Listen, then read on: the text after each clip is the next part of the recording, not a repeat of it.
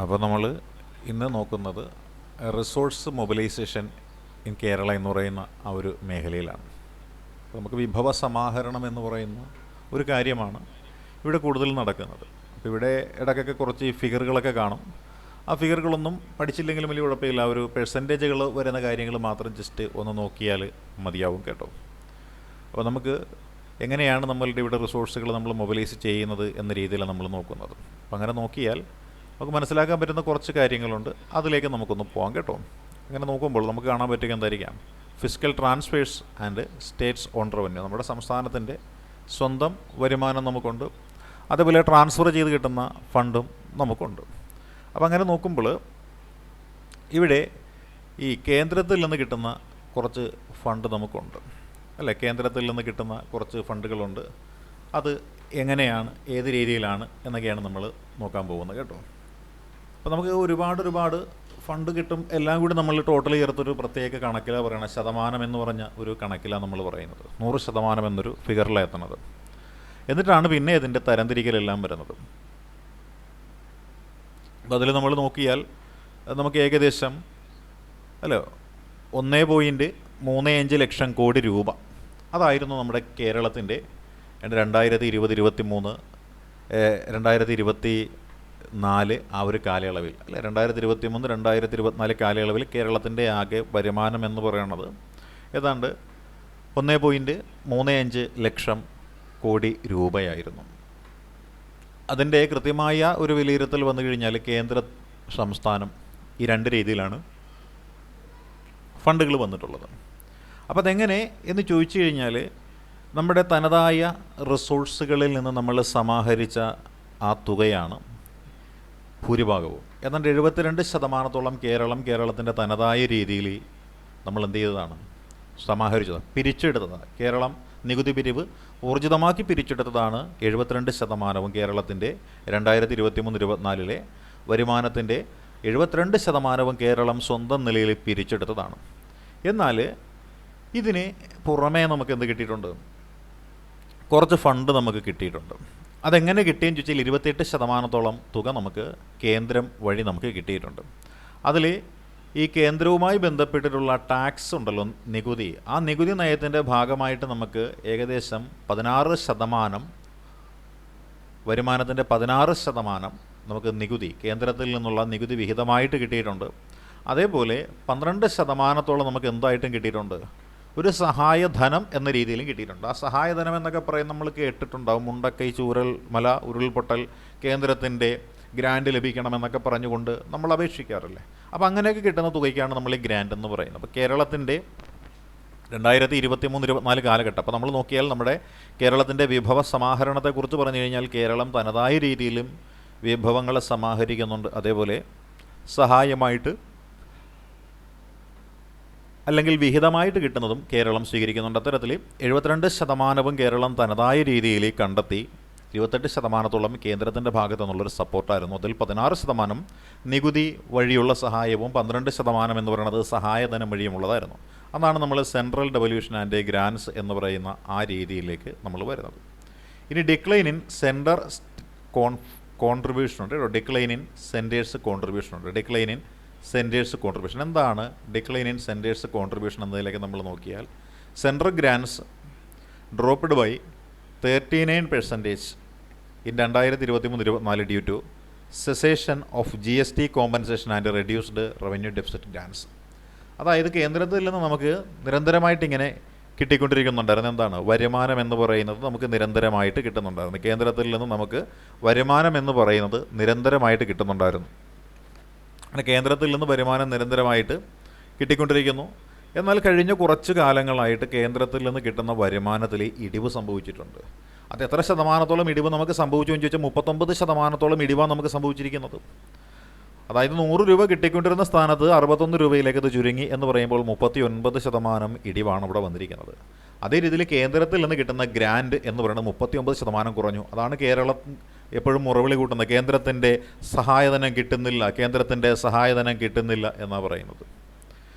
അപ്പോൾ ഇങ്ങനെ കേന്ദ്രത്തിൽ നിന്നുള്ള വരുമാനം നമുക്ക് ലഭിച്ചുകൊണ്ടിരുന്നത് നിരന്തരമായിട്ട് കുറഞ്ഞുകൊണ്ടിരിക്കുന്നത് കേരളത്തിൻ്റെ നിലനിൽപ്പിനെ ബാധിക്കുന്നു. അപ്പോൾ കേന്ദ്രത്തിന് അല്ലെങ്കിൽ കേരളത്തിന് കേന്ദ്രം കടം കൊടുക്കുന്നില്ല, സഹായം കൊടുക്കുന്നില്ല എന്ന രീതിയിലുള്ളൊരു പരാതിയൊക്കെ ഉണ്ടാവുന്നത് ഈ ഒരു ആരോപണത്തിൽ നിന്നുമാണ്.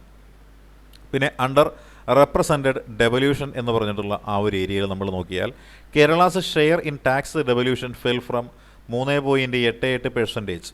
അതായത് 10ാം ധനകാര്യ കമ്മീഷൻ്റെ കാലഘട്ടത്തിൽ നമുക്ക് ഉണ്ടായിരുന്ന ടാക്സിൻ്റെ ഷെയർ എന്ന് പറയുന്നത്, കേരളത്തിൻ്റെ ഷെയർ, കേന്ദ്രത്തിലുള്ള ടാക്സ് പിരിച്ചെടുക്കുന്നതുമായി ബന്ധപ്പെട്ടുകൊണ്ടുള്ള നമ്മുടെ ഷെയർ നോക്കിക്കഴിഞ്ഞാൽ 3.88% എന്ന് പറയുന്നത് ഈ 15ാം ധനകാര്യ കമ്മീഷൻ്റെ ടൈം എത്തിയപ്പോഴത്തേക്ക് എന്തായി മാറിയെന്ന് ചോദിച്ചാൽ 1.93 മാറി. അപ്പോൾ 5 ധനകാര്യ കമ്മീഷനുകൾ മാറി മാറി വന്നു കഴിഞ്ഞപ്പോഴത്തേക്കും കേരളത്തിൻ്റെ സാമ്പത്തിക വളർച്ച, കേന്ദ്രത്തിൻ്റെ നികുതി പിരിവ് എന്ന് പറയുന്നത് എന്താണ്, ചുരുങ്ങിയെന്നാണ് മനസ്സിലാക്കേണ്ടത്. 1.93 വന്നു. അപ്പോൾ മറ്റ് സംസ്ഥാനങ്ങൾ നമ്മളേക്കാൾ കൂടുതൽ നികുതി പിരിവ് ഊർജിതമാക്കുകയും സാമ്പത്തികമായിട്ട് ഒരുപാട് വളരുകയും ചെയ്തു എന്നാണ് ഇതിൽ നിന്ന് നമ്മൾ മനസ്സിലാക്കേണ്ടത്. അപ്പോൾ നമ്മൾ നോക്കുന്നത് ഈ റിസോഴ്സ് മൊബിലൈസേഷൻ ഇൻ കേരള എന്ന് പറഞ്ഞ മേഖലയിൽ fiscal transfers and states own revenue നോക്കിക്കഴിഞ്ഞാൽ ഇപ്പം നമുക്ക് ഏറ്റവും കൂടുതൽ വരുമാനം എന്ന് പറയുന്നത് നമ്മൾ തനതായ രീതിയിലാണ് കണ്ടെത്തിക്കൊണ്ടിരിക്കുന്നത്.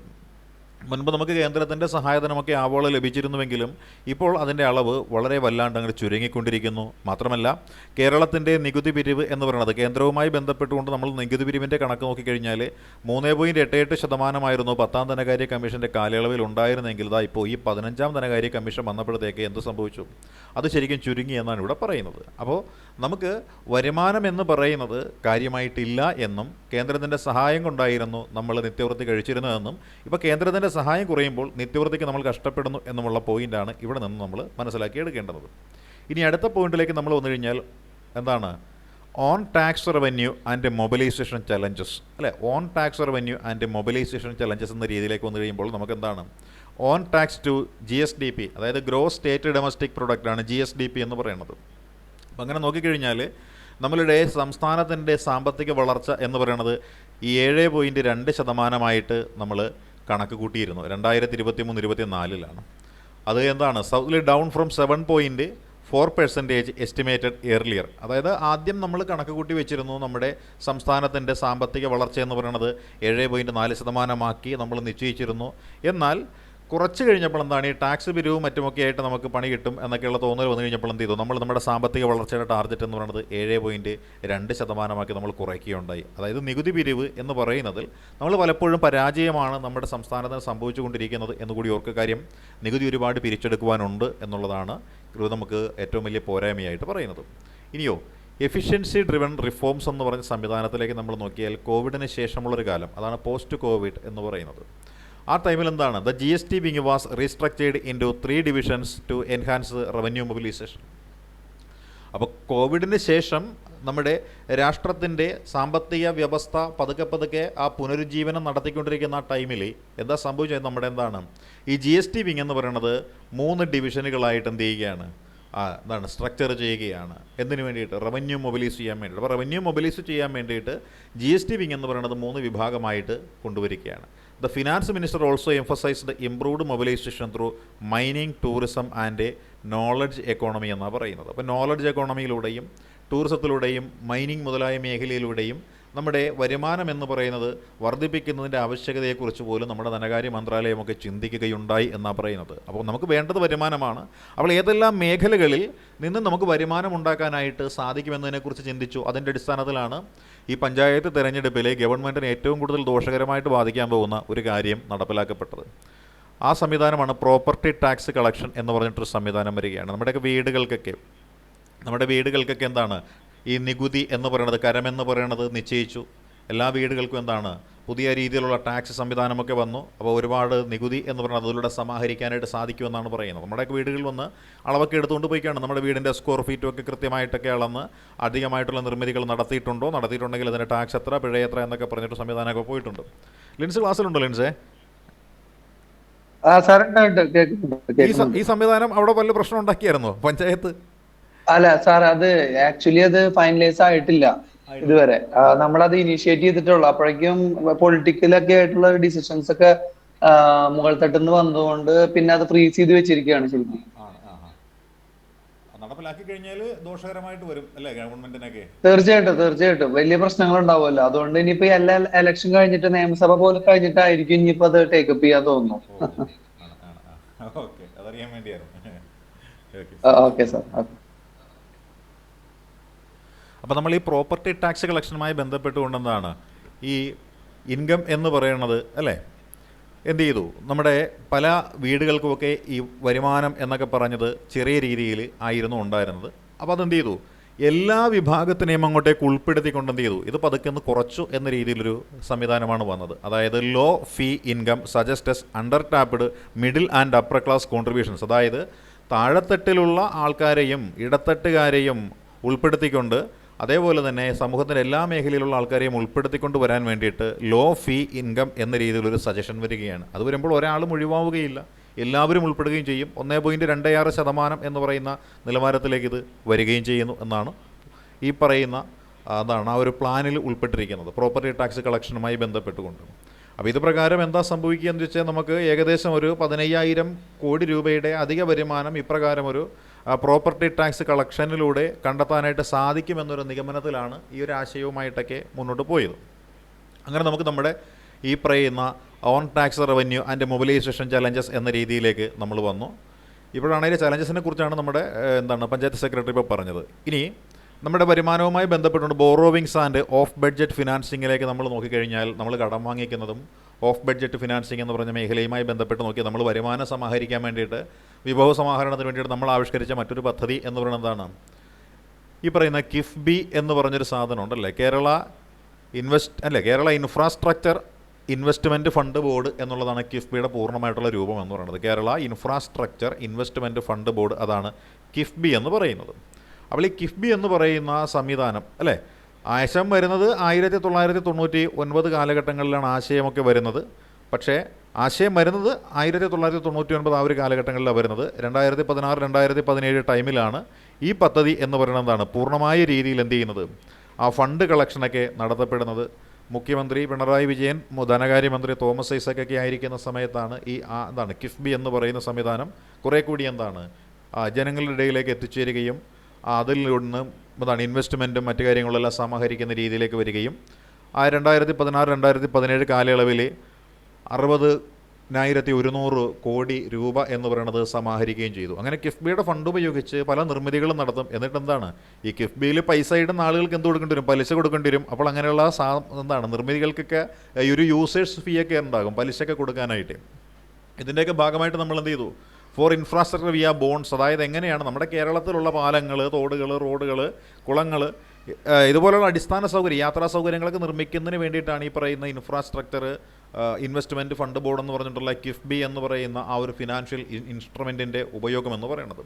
ഇത് നമ്മളെങ്ങനെയാണ് മസാല ബോണ്ടുകൾ, മാർക്കറ്റ് ബോറോവിങ്സും ഒക്കെ നടത്തിയാണ് നമ്മൾ ഈ പറയുന്ന കിഫ്ബിയിലേക്ക് ഫണ്ട് സമാഹരണം നടത്തുന്നത്. അപ്പോൾ എന്താണ് ഈ മസാല ബോണ്ട് എന്ന് ചോദിച്ചാൽ നമുക്കറിയാൻ പറ്റണം എന്താണ് നമ്മുടെ കേരളത്തിൻ്റെ പ്രത്യേകത എന്ന് വെച്ച് കഴിഞ്ഞാൽ ഈ മസാല ബോണ്ടെന്ന് വെച്ചാൽ സംഭവത്തിലുള്ള, അതായത് ഇന്ത്യ എന്ന് പറഞ്ഞ നമ്മുടെ രാജ്യത്തിൻ്റെ കറൻസിയിൽ നമുക്ക് എന്ത് ചെയ്യാൻ പറ്റും, നമ്മുടെ റുപ്പി ഡോമിനേറ്റഡ് ബോണ്ട് എന്ന രീതിയിൽ, അതായത് ഇന്ത്യൻ രൂപയിൽ നമുക്ക് എന്ത് ചെയ്യാൻ പറ്റും, ബോണ്ടുകൾ വാങ്ങാനും വിൽക്കാനും സാധിക്കുന്നൊരു സംവിധാനത്തിനെയാണ് നമ്മൾ മസാല ബോണ്ടെന്ന് വിളിക്കുന്നത്. അതായത് ഡൊമസ്റ്റിക് കറൻസി, ഏത് രാജ്യത്തിൻ്റെ കറൻസിയാണോ അവർ ആ ബോണ്ട് ഷെയർ ചെയ്യാൻ ഉദ്ദേശിക്കുന്നത് അതിലെന്ത് കൊടുക്കാൻ പറ്റും, നമുക്ക് ചെയ്യാൻ പറ്റും.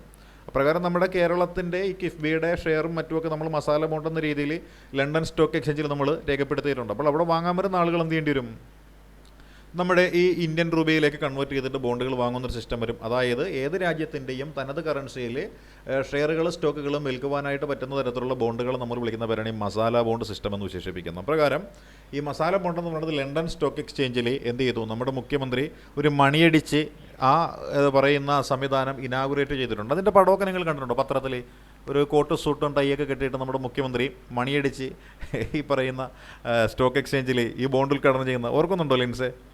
കണ്ടിട്ടുണ്ട് സാർ. കണ്ടിട്ടുണ്ടായിരുന്നോ, അത് കണ്ടായിരുന്നോ? ആ സാറേ കണ്ടിട്ടുണ്ടായിരുന്നു. അത് നല്ല രസമായിരുന്നല്ലേ, ഈ മുതലാളിത്ത സമ്പദ് വ്യവസ്ഥയെ പറ്റിയൊക്കെ നമ്മളിത് പറയുന്നു, അവിടെ ചെന്നിട്ട് സംഭവങ്ങൾ ചെയ്യുമ്പോഴൊക്കെ നല്ല രസമായിരുന്നു. വിമർശനാത്മകമായ രീതിയിൽ നമ്മൾ ചിന്തിച്ചു കഴിഞ്ഞാൽ നല്ല രസമുള്ള കാര്യമായിരുന്നു അത്. എന്താണ് ഷെയർ ഇഷ്യൂ ചെയ്ത ഒരു കമ്മ്യൂണിസ്റ്റ് മിനിസ്റ്റർ എന്നുള്ള പേരാണ് അതിലൂടെ നമ്മുടെ മുഖ്യമന്ത്രി കിട്ടിയത് ആദ്യമായിട്ട്.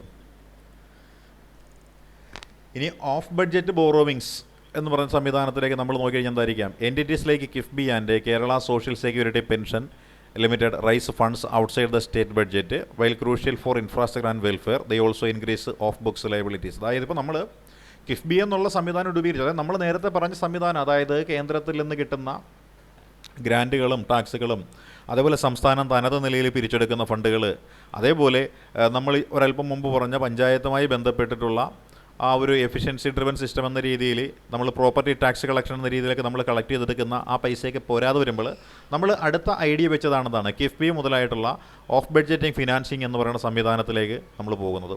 അപ്പോൾ അങ്ങനെയുള്ള ആ ഓഫ് ബഡ്ജറ്റ് ബോറോവിങ് എന്ന് പറയുന്നത് എന്താണ്, ചിലപ്പോൾ നമുക്കൊരു ബാധ്യതയായിട്ടൊക്കെ നമുക്ക് വന്നേക്കാമെന്നാണ് പറയുന്നത്. അതായത് ഇപ്പോൾ സോഷ്യൽ സെക്യൂരിറ്റി, പെൻഷനും അതുപോലെ കിഫ്ബി മുതലായ കാര്യങ്ങളൊക്കെ നമ്മളെന്താണ് ഔട്ട്സൈഡിൽ നിന്നാണ് പൈസ കണ്ടെത്തുന്നത്, അല്ലേ? സ്റ്റേറ്റ് ബഡ്ജറ്റിന് പുറത്തുനിന്ന് നമുക്ക് പൈസ സമാഹരിക്കേണ്ടുന്ന സാഹചര്യം ഉണ്ടാകും. ഇത് പക്ഷേ വെറുതെ കിട്ടുന്നതല്ല, നമ്മൾ എന്തുകൂടെ കണ്ടുവരും, ഇത് തിരിച്ച് ബാക്ക് പേ ചെയ്യേണ്ട സംവിധാനം തന്നെയാണ് വരുന്നത്. അതുകൊണ്ട് എന്താണ്, ഇത് നമുക്കൊരു ബാധ്യതയായിട്ടാണ് വരുന്നത്. ഇപ്പോൾ കിഫ്ബിയിൽ 60,000 കോടി രൂപ നമുക്ക് വന്നിട്ടുണ്ടെങ്കിൽ ആ 60,000 കോടിയിൽ നിന്ന് നമ്മളൊരു 30,000 കോടി രൂപ എടുത്ത് അടിസ്ഥാന സൗകര്യ വികസനം നടത്തിയിട്ടുണ്ടെങ്കിൽ ഈ 60,000 കോടി ഇൻവെസ്റ്റ് ചെയ്ത ആളുകൾക്ക് അതിൻ്റെ മുതലും പലിശയുമെല്ലാം നമ്മൾ തിരിച്ചു കൊടുക്കുവാനായിട്ട് ബാധ്യതപ്പെട്ട ആൾക്കാരാണ്. അപ്പോൾ അവർക്കിത് കൊടുക്കണമെന്നുണ്ടെങ്കിൽ എന്ത് ചെയ്യേണ്ടി വരും? അധിക ബാധ്യത എന്ന് പറയുന്നത് നമ്മുടെ സംസ്ഥാനത്തെ ഓരോ ജനങ്ങളുടെ മുകളിലും വരികയാണ്. അപ്പോൾ അത് ഉപയോഗിക്കുന്നതിന് യൂസർ ഫീസ് എന്ന നിലയിലും മറ്റേതെങ്കിലും സെസ് എന്ന നിലയിലും അല്ലെങ്കിൽ മറ്റേതെങ്കിലും ഒരു ടോൾ എന്ന രീതിയിലേക്ക് എന്ത് ചെയ്യേണ്ടി വരും? നമ്മൾ പണം കൊടുക്കേണ്ടതായിട്ട് വരും. അപ്പോൾ of budget borrowings expand liabilities എന്ന് പറഞ്ഞൊരു കാര്യമാണ് ഇവിടെ വരുന്നത്. ഇത് മൂന്നാമത്തെ പോയിൻ്റായിട്ട് നമ്മൾ പറഞ്ഞതാണ് മൊബിലൈസിങ് റിസോഴ്സസിൽ. ഇനി നാലാമത്തെ പോയിൻ്റ് നമ്മൾ പറഞ്ഞു കഴിഞ്ഞാൽ banking infrastructure and financial institutions എന്ന് പറഞ്ഞാണ് നാലാമത്തെ മേഖല. അതാണ് മൊബിലൈസിങ് റിസോഴ്സുമായി ബന്ധപ്പെട്ടുകൊണ്ടുള്ള നാലാമത്തെ പോയിൻ്റ് എന്ന് പറയുന്നത് banking infrastructure and financial institutions എന്ന് പറഞ്ഞിട്ടുള്ളൊരു സംവിധാനമാണ്. ഇവിടെ നമ്മൾ നോക്കിയാൽ നമ്മുടെ കേരളം എന്ന് പറഞ്ഞത് തെക്കേറ്റത്ത് പാവയ്ക്ക പോലെ കിടക്കുന്ന ഒരു ചെറിയ സംസ്ഥാനമാണ്. അത് ഇന്ത്യയുടെ മൊത്തം ഭൂപ്രകൃതിയുടെ ആ വലിപ്പം നോക്കിയാൽ ഏകദേശം 1% മാത്രമേ വരുന്നുള്ളൂ, അല്ലേ? വെറും 1% മാത്രമേ വരുന്നുള്ളൂ. അപ്പോൾ വെറും 1% മാത്രം വരുന്ന ഒന്നാണ് ഏതെന്ന് പറയുന്നത് നമ്മുടെ കേരള സംസ്ഥാനം എന്ന് പറയുന്നത്. പക്ഷേ നമ്മുടെ കേരള സംസ്ഥാനത്തിൻ്റെ പ്രത്യേകത എന്ന് ചോദിച്ചു കഴിഞ്ഞാൽ എന്താണ്, ഈ ഇന്ത്യയിലുള്ള ആകെ ബാങ്ക് ബ്രാഞ്ചുകളുടെ എണ്ണം എടുത്തു കഴിഞ്ഞാൽ അതിൽ 4% ബാങ്കുകളുടെ ബ്രാഞ്ചുകളും എവിടെയാണ്? നമ്മുടെ കേരളത്തിലുണ്ടെന്നാണ് പറയണത്. അപ്പോൾ കേരള ഹോസ്റ്റസ്, അല്ലെ, ഇന്ത്യാസ് 4% ഓഫ് ബാങ്ക് ബ്രാഞ്ചസ് എന്ന് നമുക്ക് പറയാൻ പറ്റും. അപ്പോൾ ഇതിലൂടെ നമ്മൾ മനസ്സിലാക്കേണ്ട കാര്യം എന്താണ്, നമ്മുടെ ഭയങ്കരമായ രീതിയിൽ അല്ലെങ്കിൽ ഒരു വളരെ വലിയ രീതിയിൽ എന്താണ് ഫിനാൻഷ്യൽ ഇൻക്ലൂഷൻ നമുക്കുണ്ടായിട്ടുണ്ട്. സാമ്പത്തികമായിട്ട് ഒരു സമാഹരണം അല്ലെങ്കിൽ ഒരു സമാഹൃത സാമ്പത്തിക വളർച്ച ഇവിടെ ഉണ്ടായിട്ടുണ്ട്. അത് പ്രത്യേകത എന്താണ്, നമ്മൾ ഇന്നലെ പറഞ്ഞ പോലെ ലിറ്ററസി എന്ന് പറഞ്ഞ മേഖലയിൽ നമുക്കുണ്ടായിട്ടുള്ളൊരു കാര്യമായിട്ടുള്ള ഒരു പുരോഗതി എന്ന് പറയുന്നതാണ്. അപ്പോൾ നമുക്ക് എന്ത് ചെയ്യാൻ പറ്റും, നമ്മൾ പണം എന്ന് പറയുന്ന മേഖലയിൽ ബാങ്കുകളും മറ്റുമൊക്കെ എന്താണ് ആൾക്കാർക്ക് കൂടുതൽ പണം ഇൻവെസ്റ്റ് ചെയ്യുവാനും അതേപോലെ ബാങ്കുകളിൽ നിന്ന് പണം എടുത്തിട്ട് അവരുടെ ആവശ്യങ്ങൾ നിർവഹിക്കുവാനും അതിന് തിരികെ പലിശ അടക്കുവാനും ഒക്കെ ആയിട്ട് ബാങ്കുകൾക്ക് ഈ പറഞ്ഞ എന്താണ് നമ്മുടെ ഈ ഒരു ഫിനാൻഷ്യൽ ഇൻക്ലൂഷൻ ലിറ്ററസിയും ഒക്കെ സഹായിക്കുന്നുണ്ട്. അതുപോലെ ഈ banking infrastructure and financial institutions എന്ന് പറയുന്നത് മുട്ടിനുണ്ട്. അതുകൊണ്ട് ഇത് ജനങ്ങളിൽ നിന്നും എന്താണ് ഒരു റിസോഴ്സ് മൊബിലൈസേഷൻ എന്ന് പറയുന്ന മേഖലയുമായി ബന്ധപ്പെട്ടുകൊണ്ട് നമുക്ക് പറയാനായിട്ട് സാധിക്കുന്നതാണ്. ഇതേപോലെ ജനങ്ങളിൽ നിന്ന് അല്ലെങ്കിൽ സംസ്ഥാനത്തിന് വേണ്ടിയിട്ട് ഇത്തരത്തിലുള്ള റിസോഴ്സ് മൊബിലൈസ് ചെയ്യുന്ന ഒരു ബാങ്കിങ് സിസ്റ്റത്തിനെ പറ്റി നമ്മൾ പഠിക്കുകയാണെങ്കിൽ അതാണ് കേരള ഫിനാൻഷ്യൽ കോർപ്പറേഷൻ എന്ന് പേരിട്ട് നമ്മൾ വിളിക്കുന്നത്. അപ്പോൾ കേരള ഫിനാൻഷ്യൽ കോർപ്പറേഷൻ എന്ന് പറയുന്നത് 1953 ഇത് വന്നത് എന്ന് പറയുന്നത്. അപ്പോൾ നോട്ടബിൾ ഫോർ ലോ NPS, അതായത് നോട്ട് പെർഫോമിങ് അസറ്റ്സ് എന്ന് പറയുന്നത്, അതായത് നമുക്കെന്താണ് ഒരു അസറ്റ് ഉണ്ട് പക്ഷേ അതിൽ നിന്നും വലിയ മെച്ചം നമുക്ക് കിട്ടുന്നില്ല എന്നുണ്ടെങ്കിൽ അതിനെയാണ് നമ്മൾ നോൺ പെർഫോമിങ് അസറ്റ് എന്ന് വിളിക്കുന്നത്. നമുക്കിപ്പോൾ ടൗണിൽ ഒരു കടമുറി ഉണ്ടെങ്കിൽ ആ കടമുറിക്ക് ഒരു വാടക നമുക്ക് മാസം തോറും കിട്ടുമെന്നുണ്ടെങ്കിൽ അതൊരു പെർഫോമിങ് അസറ്റാണ്. നമുക്കൊരു വസ്തു ഉണ്ടെങ്കിൽ ആ വസ്തുവിൽ നിന്ന് നാളികേരമായിട്ടോ മറ്റെന്തെങ്കിലും കാർഷിക ഉൽപ്പന്നങ്ങളായിട്ടോ നമുക്ക് എന്തെങ്കിലും കിട്ടുന്നുണ്ടെങ്കിൽ അത് പെർഫോമിങ് അസറ്റാണ്, അല്ലേ? നമുക്കൊരു കാറുണ്ടെങ്കിൽ ആ കാറിൽ ഇന്ധനം അടിച്ചിട്ട് നമ്മൾ എവിടെയെങ്കിലും പോവുകയാണെങ്കിൽ ടാക്സിക്കാരന് കൊടുക്കേണ്ട കാശ് നമ്മളതിൽ ലാഭിക്കുന്നുണ്ടെങ്കിൽ നമുക്കൊരു പെർഫോമിങ് അസറ്റാണ്. അപ്പോൾ നോൺ പെർഫോമിങ് അസറ്റ് എന്ന് വെച്ച് കഴിഞ്ഞാൽ എന്താണ്, ഈ കിട്ടാക്കടം എന്ന് പറഞ്ഞ സാധനം പോലുള്ള സാധനമാണ് ഈ പറഞ്ഞ നോൺ പെർഫോമിങ് അസറ്റ് എന്ന് പറയുന്ന സാധനം. അപ്പോൾ അങ്ങനെയുള്ള സംഭവങ്ങളൊക്കെ എന്താണ് കേരള ഫിനാൻഷ്യൽ കോർപ്പറേഷൻ എന്ന് പറയുന്നതിൽ വളരെ കുറവാണ് എന്നാണ് പറയുന്നത്. ഏകദേശം 65,000-ഓളം എൻ്റർപ്രൈസുമായിട്ട് എന്ത് ചെയ്തിട്ടുണ്ട്, ഇത് കണക്ട് ചെയ്തിട്ടുണ്ട്. കൂടുതലും MSMEs ആണ്. MSMEs എന്ന് വെച്ചാൽ medium small and micro enterprises എന്ന് പറഞ്ഞിട്ടുള്ള സംവിധാനങ്ങൾ ലോൺ കൊടുത്തുകൊണ്ട് സഹായിക്കുന്നുണ്ട്. അതേപോലെ പുതിയ സ്റ്റാർട്ടപ്പുകൾ തുടങ്ങാൻ വരുന്ന ആളുകൾക്ക് എന്ത് ചെയ്യുന്നുണ്ട്, ഇവർ സഹായങ്ങൾ കൊടുക്കുന്നുണ്ട്. ഏകദേശം നമ്മൾ നോക്കിയാൽ 2023-24 ആ ഒരു ഫിനാൻഷ്യൽ ഇയറിൽ ഇവരെന്ത് ചെയ്തിട്ടുണ്ട്, വായ്പ എന്ന് പറയുന്നത് 7,000 കോടിക്ക് മുകളിൽ കൊടുത്തിട്ടുണ്ടെന്നാണ് പറയുന്നത്. വായ്പ കൊടുക്കുമ്പോൾ ആ വായ്പ എന്ന് പറയുന്നതിനൊരു പലിശ കിട്ടും. ആ പലിശ എന്ന് പറയുന്നത് എന്താണ്? ആ വരുമാനമാണ് എന്ന് കൂടി നമ്മൾ മനസ്സിലാക്കുക. അങ്ങനെയൊക്കെ ബാങ്കിങ് ഇൻഫ്രാസ്ട്രക്ചറിലൂടെയും ഫിനാൻഷ്യൽ ഇൻസ്റ്റിറ്റ്യൂഷനിലൂടെയും നമ്മുടെ കേരളം എന്ത് ചെയ്യുന്നുണ്ട്? വരുമാനം നേടിയെടുക്കുന്നുണ്ട് എന്ന് കൂടി ഓർക്കുക. ഇനി 5ാമത്തെ പോയിന്റിലേക്ക് നമ്മൾ വന്നു കഴിഞ്ഞാൽ അതാണ് ഡീസെൻട്രലൈസ്ഡ് റിസോഴ്സസ് മൊബിലൈസേഷൻ എന്നാണ് പറയുന്നത്. അപ്പോൾ പഞ്ചായത്ത് ലെവലിലുള്ള ഒരു വിഭവ സമാഹരണമാണ് കൂടുതൽ ഇവിടെ വരുന്നത്. ഇതിൽ പ്രധാനമായിട്ടും വരുന്നൊരു ക്യാമ്പയിൻ എന്ന് പറയുന്നത് പീപ്പിൾസ് പ്ലാനിംഗ് ക്യാമ്പയിൻ എന്ന് പറയുന്നതാണ്. പീപ്പിൾസ് പ്ലാനിംഗ് ക്യാമ്പയിൻ എന്നാണ് പറയുന്നത്. എന്ന് വെച്ചാൽ Kerala transfers 35-40% of its plan funds to local governments enabling grass roots planning and financial autonomy. അതായത് ഇപ്പോൾ ഈ പഞ്ചായത്തുകൾക്കും മുനിസിപ്പാലിറ്റികൾക്കും അതേപോലെ ഈ പറയുന്ന നമ്മുടെ തദ്ദേശ സ്വയംഭരണ സ്ഥാപനങ്ങൾക്ക് ഈ കേരള ഗവൺമെൻറ് എന്ന് പറയുന്നത് അവരുടെ പ്ലാൻ ഫണ്ടുണ്ട്. വികസനത്തിന് വേണ്ടിയിട്ട് നീക്കിവെക്കുന്ന ഫണ്ടിനെയാണ് നമ്മൾ പ്ലാൻ ഫണ്ട് എന്ന് പേരിട്ട് വിശേഷിപ്പിക്കുന്നത്. ഡെവലപ്മെൻറ്റൽ ആക്ടിവിറ്റിയൊക്കെ മൊത്തത്തിൽ അതിലൂടെയാണ് നടക്കുന്നത്. അപ്പോൾ അങ്ങനെ കേരള സർക്കാർ കണ്ടെത്തുന്നതിൽ ഏകദേശം ഒരു 1/3 ഫണ്ട് എന്ന് പറയുന്നത് ആർക്കാണ്? തദ്ദേശ സ്വയംഭരണ സ്ഥാപനങ്ങൾക്കാണ് നൽകുന്നത്. എന്ന് വെച്ചാൽ എന്തിനാണ്? അവർ അടിസ്ഥാന തരത്തിൽ അല്ലെങ്കിൽ അടിസ്ഥാനപരമായ കാര്യങ്ങളിൽ അവർക്ക് എന്ത് വേണം? കുറേ കാര്യങ്ങൾ ചെയ്ത് കൊടുക്കേണ്ടതായിട്ടുണ്ട് ജനങ്ങൾക്ക്. അത് ചെയ്ത് കൊടുക്കണമെന്നുണ്ടെങ്കിൽ പഞ്ചായത്തുകൾക്ക് എന്ത് വേണം? ഒരു സാമ്പത്തിക ഭദ്രത വേണം. ആ സാമ്പത്തിക ഭദ്രത ഉറപ്പുവരുത്തുന്നതിന് വേണ്ടിയിട്ടും സാമ്പത്തിക സ്വയംഭരണം ഉറപ്പുവരുന്നതിന് വേണ്ടിയിട്ടുമാണ് ഈ പറയുന്ന പീപ്പിൾസ് പ്ലാനിംഗ് ക്യാമ്പയിൻ എന്ന പേരിലൊരു സംവിധാനം ഇവിടെ കൊണ്ടുവന്നിട്ടുള്ളത്. അതുവഴി ഗ്രാസ് റൂട്ട് തലത്തിൽ എന്തൊക്കെയാണ് വേണ്ടത് ജനങ്ങൾക്ക് വേണ്ടിയിട്ട്, ജനങ്ങൾ നിശ്ചയിച്ച പഞ്ചായത്തിൻ്റെ ഫണ്ടിൽ നിന്ന് ഒരു ഗ്രാമീണ റോഡ് നിർമ്മിക്കാൻ തീരുമാനിച്ചു കഴിഞ്ഞാൽ അത് പീപ്പിൾസ് പ്ലാനിംഗ് ക്യാമ്പയിൻ്റെ ഭാഗമായിട്ട് വരുന്നതാണ്. പഞ്ചായത്തിൻ്റെ തനത് ഫണ്ടിൽ നിന്ന് ഒരു മാർക്കറ്റ് നവീകരണം, അതായത് പഞ്ചായത്തുകൾക്ക് മാർക്കറ്റ് ഉണ്ടാകും, ആ മാർക്കറ്റിൽ കടമുറികളുണ്ടാകും, അത് നവീകരിക്കുന്നത് പീപ്പിൾസ് പ്ലാനിംഗ് ക്യാമ്പയിൻ്റെ ഭാഗമായിട്ടുള്ളതാണ്. അപ്പം അങ്ങനെ ഈ പറയുന്ന പീപ്പിൾസ് പ്ലാനിംഗ് ക്യാമ്പയിനിലൂടെ എന്ത് ചെയ്യുന്നുണ്ട്? ഫണ്ട് എന്ന് പറയുന്നത് ചെലവഴിക്കപ്പെടുന്നുണ്ട്, ചിലപ്പോൾ സമാഹരിക്കപ്പെടുകയും ചെയ്യും. ഇനിയോ revenue generation at grass roots എന്നാണ് പറയുന്നത്. Panchayat use computerised systems for property tax collection, resource mapping and service എൻ്റർപ്രൈസിലേക്ക് കുടുംബശ്രീ ടു ഓഗ്മെൻറ്റ് റവന്യൂസ്. അപ്പോൾ നമ്മുടെ ഈ വരുമാനം എന്ന് പറയുന്നത് ഏതെല്ലാം തരത്തിൽ കൈകാര്യം ചെയ്യാൻ പറ്റുമെന്ന് ചോദിച്ചാൽ ഇപ്പോൾ എന്താണ്? പ്രോപ്പർട്ടി ടാക്സും മറ്റുമെല്ലാം നമ്മൾ സമാഹരിക്കുന്നുണ്ട്. നേരത്തെ നമ്മുടെയൊക്കെ വീടുകളിൽ വന്നിട്ട് ഈ ടാക്സ് കളക്ട് ചെയ്തുകൊണ്ട് പോകാനായിട്ട് ഒരാൾ വരുമായിരുന്നു, ഗ്രാമസേവിക ആണോ? ആണെന്ന് തോന്നുന്നു, ഗ്രാമസേവിക. ഇപ്പം ആരാണ് ഈ നമ്മുടെ ലിൻസ് ഉണ്ടോ ക്ലാസ്? അല്ല സാറേ, ഗ്രാമസേവിക അല്ല, ഇത് പഞ്ചായത്തിലെ ക്ലർക്കുമാര് തന്നെയാണ് വന്നിരുന്നത്. ഒരു ക്ലർക്കല്ലേ? ആദ്യം ബിൽ കളക്ടർ എന്നുള്ള പേരിലായിരുന്നു, പിന്നീട് അത് മാറി ക്ലർക്ക് തന്നെയാണ്. ഇപ്പോൾ ക്ലർക്ക് തന്നെയാണ്. നമ്മുടെ ഇവിടെ ഒരു ചേച്ചി വരുന്നു നമ്മുടെ കളക്ട് ചെയ്യാനായിട്ട്. മിക്കവാറും ഒരു മാസം ഒന്നോ രണ്ടോ മാസം കൂടുമ്പോൾ ഇതുവഴി ഒരു പാസ് ചെയ്ത് പോകുന്ന കാണാം. ചിലപ്പോൾ വർഷത്തിലായിരിക്കും വരണത്. അങ്ങനെ ചിലപ്പോഴേ കുടുംബശ്രീ വഴിക്കും കളക്ട് ചെയ്യാറുണ്ട് ചില പഞ്ചായത്തുകളിലൊക്കെ. അപ്പൊ നമ്മുടെ ഗ്രാസ് റൂട്ട് ലെവലുള്ള ഏതെങ്കിലും ചേച്ചിമാരൊക്കെ ഉപയോഗിച്ച് ഈ ക്ലർക്കുമാര് വീണ്ടും അത് അവരെ ഡെലിഗേറ്റ് ചെയ്ത് അങ്ങനെയൊക്കെ ചെയ്യാറുണ്ട്. അതെ, അതായത് നമ്മുടെ ഇവിടെയൊക്കെ ക്ലബ്ബുകളിലും അല്ലെങ്കിൽ ഇതുപോലുള്ള സ്ഥലത്തൊക്കെ വന്നിട്ട് ഒരു നോട്ടീസ് ഇടും, വാർഡ് മെമ്പറുടെ അല്ലെങ്കിൽ വാർഡ് ഗ്രൂപ്പിൽ കൊടുക്കും, നികുതി സമാഹരണം നടക്കുന്നുണ്ട്, ഇന്നവരെയുള്ള നികുതികൾ അടയ്ക്കുവാനായിട്ട് ഇത്ര സമയത്ത് ഇത്ര മണിക്ക് എത്തണം എന്ന രീതിയിലൊരു അറിയിപ്പ് കൊടുക്കും. അത് ക്യാമ്പ് കളക്ഷൻ എന്ന് പറയുന്ന സിസ്റ്റമാണ് സാർ. അത് ഈ നമുക്ക് 2 അർദ്ധവർഷമായിട്ടാണ് പഞ്ചായത്തില് വസ്തു നികുതി പിരിക്കുക. അപ്പൊ അത് ഏപ്രിൽ മുതൽ സെപ്റ്റംബർ വരെ, പിന്നെ ഒക്ടോബർ മുതൽ മാർച്ച് വരെ. അപ്പൊ ഓരോ അർദ്ധവർഷത്തിന് അവസാന സമയത്ത് നമ്മള് ഓരോ സ്ഥലങ്ങളിൽ ക്യാമ്പ് ചെയ്ത് അങ്ങനെ ഇരിക്കാറുണ്ട് ജനങ്ങളുടെ സൗകര്യത്തിന് വേണ്ടി. ഇപ്പൊ ഒന്നും ആവശ്യമില്ല സാർ. ഇപ്പൊ ഗൂഗിൾ പേ കാര്യങ്ങളൊക്കെ വന്നതുകൊണ്ട് ഇപ്പൊ 90% ആളുകൾ ഓൺലൈനാണ്. അതെ അതെ. നമ്മുടെ പഞ്ചായത്ത് എത്ര വാർഡുണ്ട്? ഞങ്ങളുടെ പഞ്ചായത്ത് ചെറുതാ സാറേ, 14 വാർഡുള്ളൂ. 100% നികുതി പിരിച്ചെടുക്കാറുണ്ട്. ജീവനക്കാരും ഉണ്ടാവും അത്യാവശ്യം. ജീവനക്കാർ കുറവാ സാറേ, കമ്പാരിറ്റീവ്ലി കുറവാ. അത് പഞ്ചായത്തിന്റെ വലിപ്പം അനുസരിച്ചാണ് ജീവനക്കാരെ കിട്ടുക നമുക്ക്. പിന്നെ നേരത്തെ പറഞ്ഞ പ്ലാൻ ഫണ്ട് ഞങ്ങൾ ഇപ്പോ 4 വർഷമായിട്ട്, ഇപ്പൊ ഈ ഭരണസമിതി കയറിയതിനു ശേഷം എല്ലാ വർഷവും 100% ചെലവഴിക്കാറുണ്ട്. എന്റെ പോർക്കുളം എന്ന് പറയുന്ന പഞ്ചായത്താണ്, തൃശ്ശൂർ ജില്ലയിലെ കുന്നംകുളം മുനിസിപ്പാലിറ്റിയുടെ തൊട്ട് കിടക്കുന്ന പഞ്ചായത്താണ്. പഞ്ചായത്തിന്റെ പേരെന്തായിരുന്നു? പോർക്കുളം കേട്ടിട്ടുള്ളൂ. അതെ, ഹിസ്റ്റോറിക്കലായിട്ട് ഈ ടിപ്പു സുൽത്താന്റെ യുദ്ധമൊക്കെ നടന്ന ഒരു സ്ഥലം കൂടിയാണ്. പോർക്കളമായിരുന്നു അവിടെ. പറഞ്ഞ് ഞാനൊക്കെ അവിടെ വന്നിട്ട് പോർക്കുളമാക്കി മാറ്റിയെന്ന് മാത്രം. നിങ്ങൾ കുളമാക്കി? അതെ അതെ. നല്ല പഞ്ചായത്ത്. ഒരു ദിവസം ഞാൻ വരുന്നുണ്ട് കേട്ടോ, പോർക്കളത്തുനിന്ന് അവിടെ മാറ്റം കിട്ടുന്നതിന് മുമ്പായിട്ട്, അല്ലെങ്കിൽ നമ്മള് കേസിലോട്ട് പോകുന്നതിനായിട്ട് ഞാൻ വരുന്നുണ്ട്. തീർച്ചയായിട്ടും സാർ, തീർച്ചയായിട്ടും. ഇനി നമ്മൾ നോക്കിയാൽ അടുത്ത വരുമാനം എന്ന് പറയാൻ നേരത്ത് integrating NRK and private capital എന്ന് പറഞ്ഞ ആ ഒരു രീതിയിൽ നമുക്കെന്തുണ്ട്, വിഭവ സമാഹരണം എന്ന് പറഞ്ഞത് നടക്കുന്നുണ്ട്. അപ്പോൾ NRK എന്ന് വെച്ചാൽ നമുക്കറിയാലോ ആരാണ്, എന്താ നമ്മൾ പറയുന്നത്, നോൺ റെസിഡൻറ്റ് കേരളൈറ്റ്സിനെയാണ് നമ്മൾ NRKs എന്ന് വിശേഷിപ്പിക്കുന്നത്.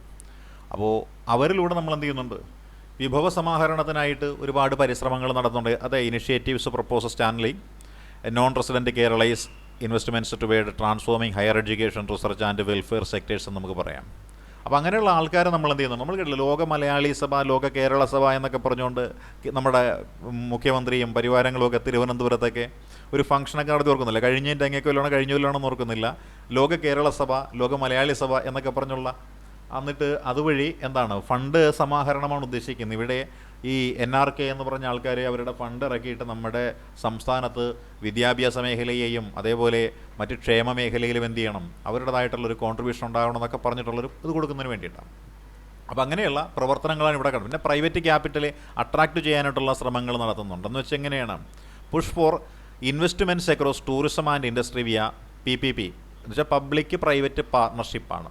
Research centres and centres of excellence to diversifying funding sources. അതായത് സ്വകാര്യ വ്യക്തികളുടെ ധനം സമാഹരിച്ചുകൊണ്ട് ഇവിടെ നമുക്ക് എന്തെങ്കിലുമൊക്കെ വികസന പ്രവർത്തനങ്ങൾ ചെയ്യണമെന്ന രീതിയിലുള്ള കാര്യങ്ങളാണ് ഇവിടെ നടക്കുന്നത്. അതായത് ഇപ്പോൾ നമ്മൾ നോക്കിയാൽ വിഴിഞ്ഞം തുറമുഖം എന്ന് പറയുന്നത് ഒരു PPP എന്ന രീതിയിൽ വേണമെങ്കിൽ പറയാൻ പറ്റും. കേന്ദ്രത്തിൻ്റെ ഫണ്ടുണ്ട്, അദാനിയുടെ ഫണ്ടുണ്ട്, സംസ്ഥാന സർക്കാരിൻ്റെ ഫണ്ടുണ്ട്. അപ്പോൾ അങ്ങനെ എന്താണ്, പ്രൈവറ്റ് ക്യാപിറ്റൽ കൂടുതൽ കൊണ്ടുവന്നിട്ട് ഇവിടെ വികസന പ്രവർത്തനങ്ങൾ നടത്തിയിട്ട് സർക്കാരിൻ്റെ സാമ്പത്തിക ബാധ്യത കുറയ്ക്കുക.